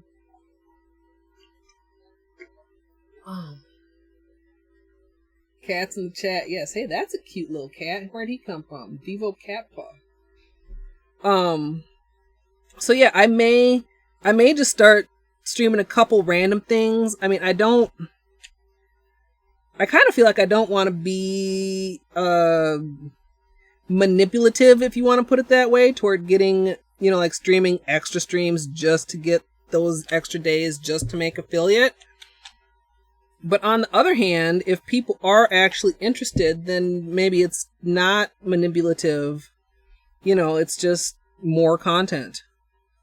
More is more in that case. And like I kind of joked earlier, maybe I will do a Helmer assembly stream, because, excuse me, that might actually get me to freaking get off my butt and assemble the Helmers. I've had them for such a long time. No joke. And they're just sitting in the hallway, just waiting for me. Just waiting for me to put them together. And I always find an excuse not to, like, oh, I want to get my nail polish spreadsheet fully updated first, or oh, I want to do some other stuff first. But in reality, sometimes you just got to bite the bullet and do stuff before you are necessarily as prepared as you want to be, or it just never is get done. No, you need a day off so you can keep your wife happy, Jerry. 8 p.m. to 11 for me, easier than midday. Yeah, Sandy, are you the one that said you're in Sweden? Or, no. Somewhere else. I'm so bad with time zones, you guys. Yeah, if I can just use when my followers... No, Jen Sweden's the one from Sweden. Where are you located, Sandy? Maybe. Am I wrong? I could totally be wrong. Also, probably because I'm getting just a little bit spacey after 3 hours of streaming. Changing up time and day will get new people. Yeah, I thought Saturday was good to start because most people are off on Saturday, and Saturday afternoon should work okay for a wide range of time zones. But I know, like on the YouTube videos, I've had a lot of people that are like, oh, I always work on Saturday. So, West Coast. Okay. Update spreadsheet as you put nail polish in assembled helmets. Yeah, like everything I have in this kind of area right off to the side in front of the bookcase needs to go on the, that's right, Canada. Jen Sweden from Sweden. Sandy's from Canada. Soon I will learn how to remember things. Or not. And you guys will just be nice and forgive me, I hope. The other days that I'm thinking about, so just for you guys as reference, like I said, nothing is for sure set in stone yet, and I'm not even sure what else I want to stream between cross-stitch, swatching polishes, putting together Helmer's, video games. I'm thinking Sunday evenings, because like I said, a lot of times I'm at loose ends, and during the week would probably be Tuesday and or Wednesday. Monday, I usually end up running a lot of errands. Friday, I'm almost always at my grandma's house most of the day. So I guess Thursday also would probably be a possibility. But, I have lots of ideas, and most of them, it's like I have half of what I need. So like for swatching and polish, like I said, I probably should have the Helmers assembled first and my polish somewhat organized first. I actually have enough swatch sticks for a good portion of my collection, but when I got the idea, and I probably saw it on Pinterest or something, like I was mentioning earlier, the cabochons to go on the top, I need to order some of those, and my perfectionist planning self, I'm debating between, okay, do I want to order a different size for each brand of top, or do I want to just pick a size and stick with that? Because you can probably see, just from these tops, they're all 3 different sizes. So, do I want to get a small one that fits nicely on here, a large one that fits nicely on there, different sizes for every single brand? If that's the case, then I really need to get my spreadsheet updated so I can actually see how many I have of each brand. It's, you're great with plans, not execution. That is so me. And that's one of the reasons why I feel like these streams have been such a success, because it was something that I was like thinking of and planning of and then kind of procrastinating on and then finally doing. And that feels like such a win to me. I feel like so proud of myself, even though there are, goof ups and mistakes and so far minor issues in every single stream. I mean, my first stream, my Nightbot came and banned everybody that was rating me. My last stream, I was broadcasting my desktop audio to you guys before I went to host somebody. And this stream we had the webcam crash. So, these I think are all looking fairly good. Like I mentioned, I don't know if I'll use this little spot or if I'll get a fresh lid, but I need to do at least one when I actually record the tutorial, or get started recording it, which I'll probably do after I cut stream. And then tomorrow, I will be actually recording the tutorial, and that will be up on my YouTube channel. I think most of you guys know, but if you do not, there is my YouTube channel. You can check out the finished manicure of this design. For sure, next Saturday, maybe we'll do one of the ideas that I didn't get to today. I'm thinking it would be cool to do a real-time manicure tutorial in one of my techniques that sort of, sorry, my little support just sprung loose there. One of the techniques that I get a lot of questions, or one of the questions that I get for a lot of techniques is, well, how long did that really take you? It's edited down to a 10-minute tutorial, but how long did that really take you? So I may do some nail foil strips. We may get back to doing some more water marbling. I also thought maybe some stamped decals would be fun to do on stream. And, yeah. Oh, give Harley a hug for me. He's such a sweetheart. Once I get done, I'm about to go downstairs, decompress a little bit, and play with Clark. Clark the puppy. He's such a sweetheart. But I really had a great time this stream. I feel like this was maybe the best stream yet. We had a lot of good conversation, a lot of book talk, a lot of chatters, and I appreciate that so much, you guys. let's see if there's anybody creative to host. Anybody? What do we got going on here?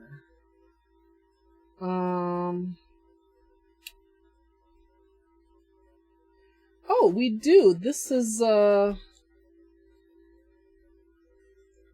make you laugh. He's a sweetheart as far as I'm concerned, Jerry. Yeah, let's see if I can do this properly this time. A proper yes Muse. That is my one creative channel that is streaming right now. I hope you guys enjoyed last week's host of Andy Ross, The Joy of Mario Painting. I really love when he does that stream. It's pretty freaking hype. So let's...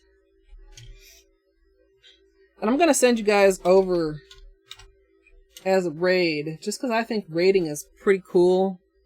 And I don't have any specific raid message. Just say hi.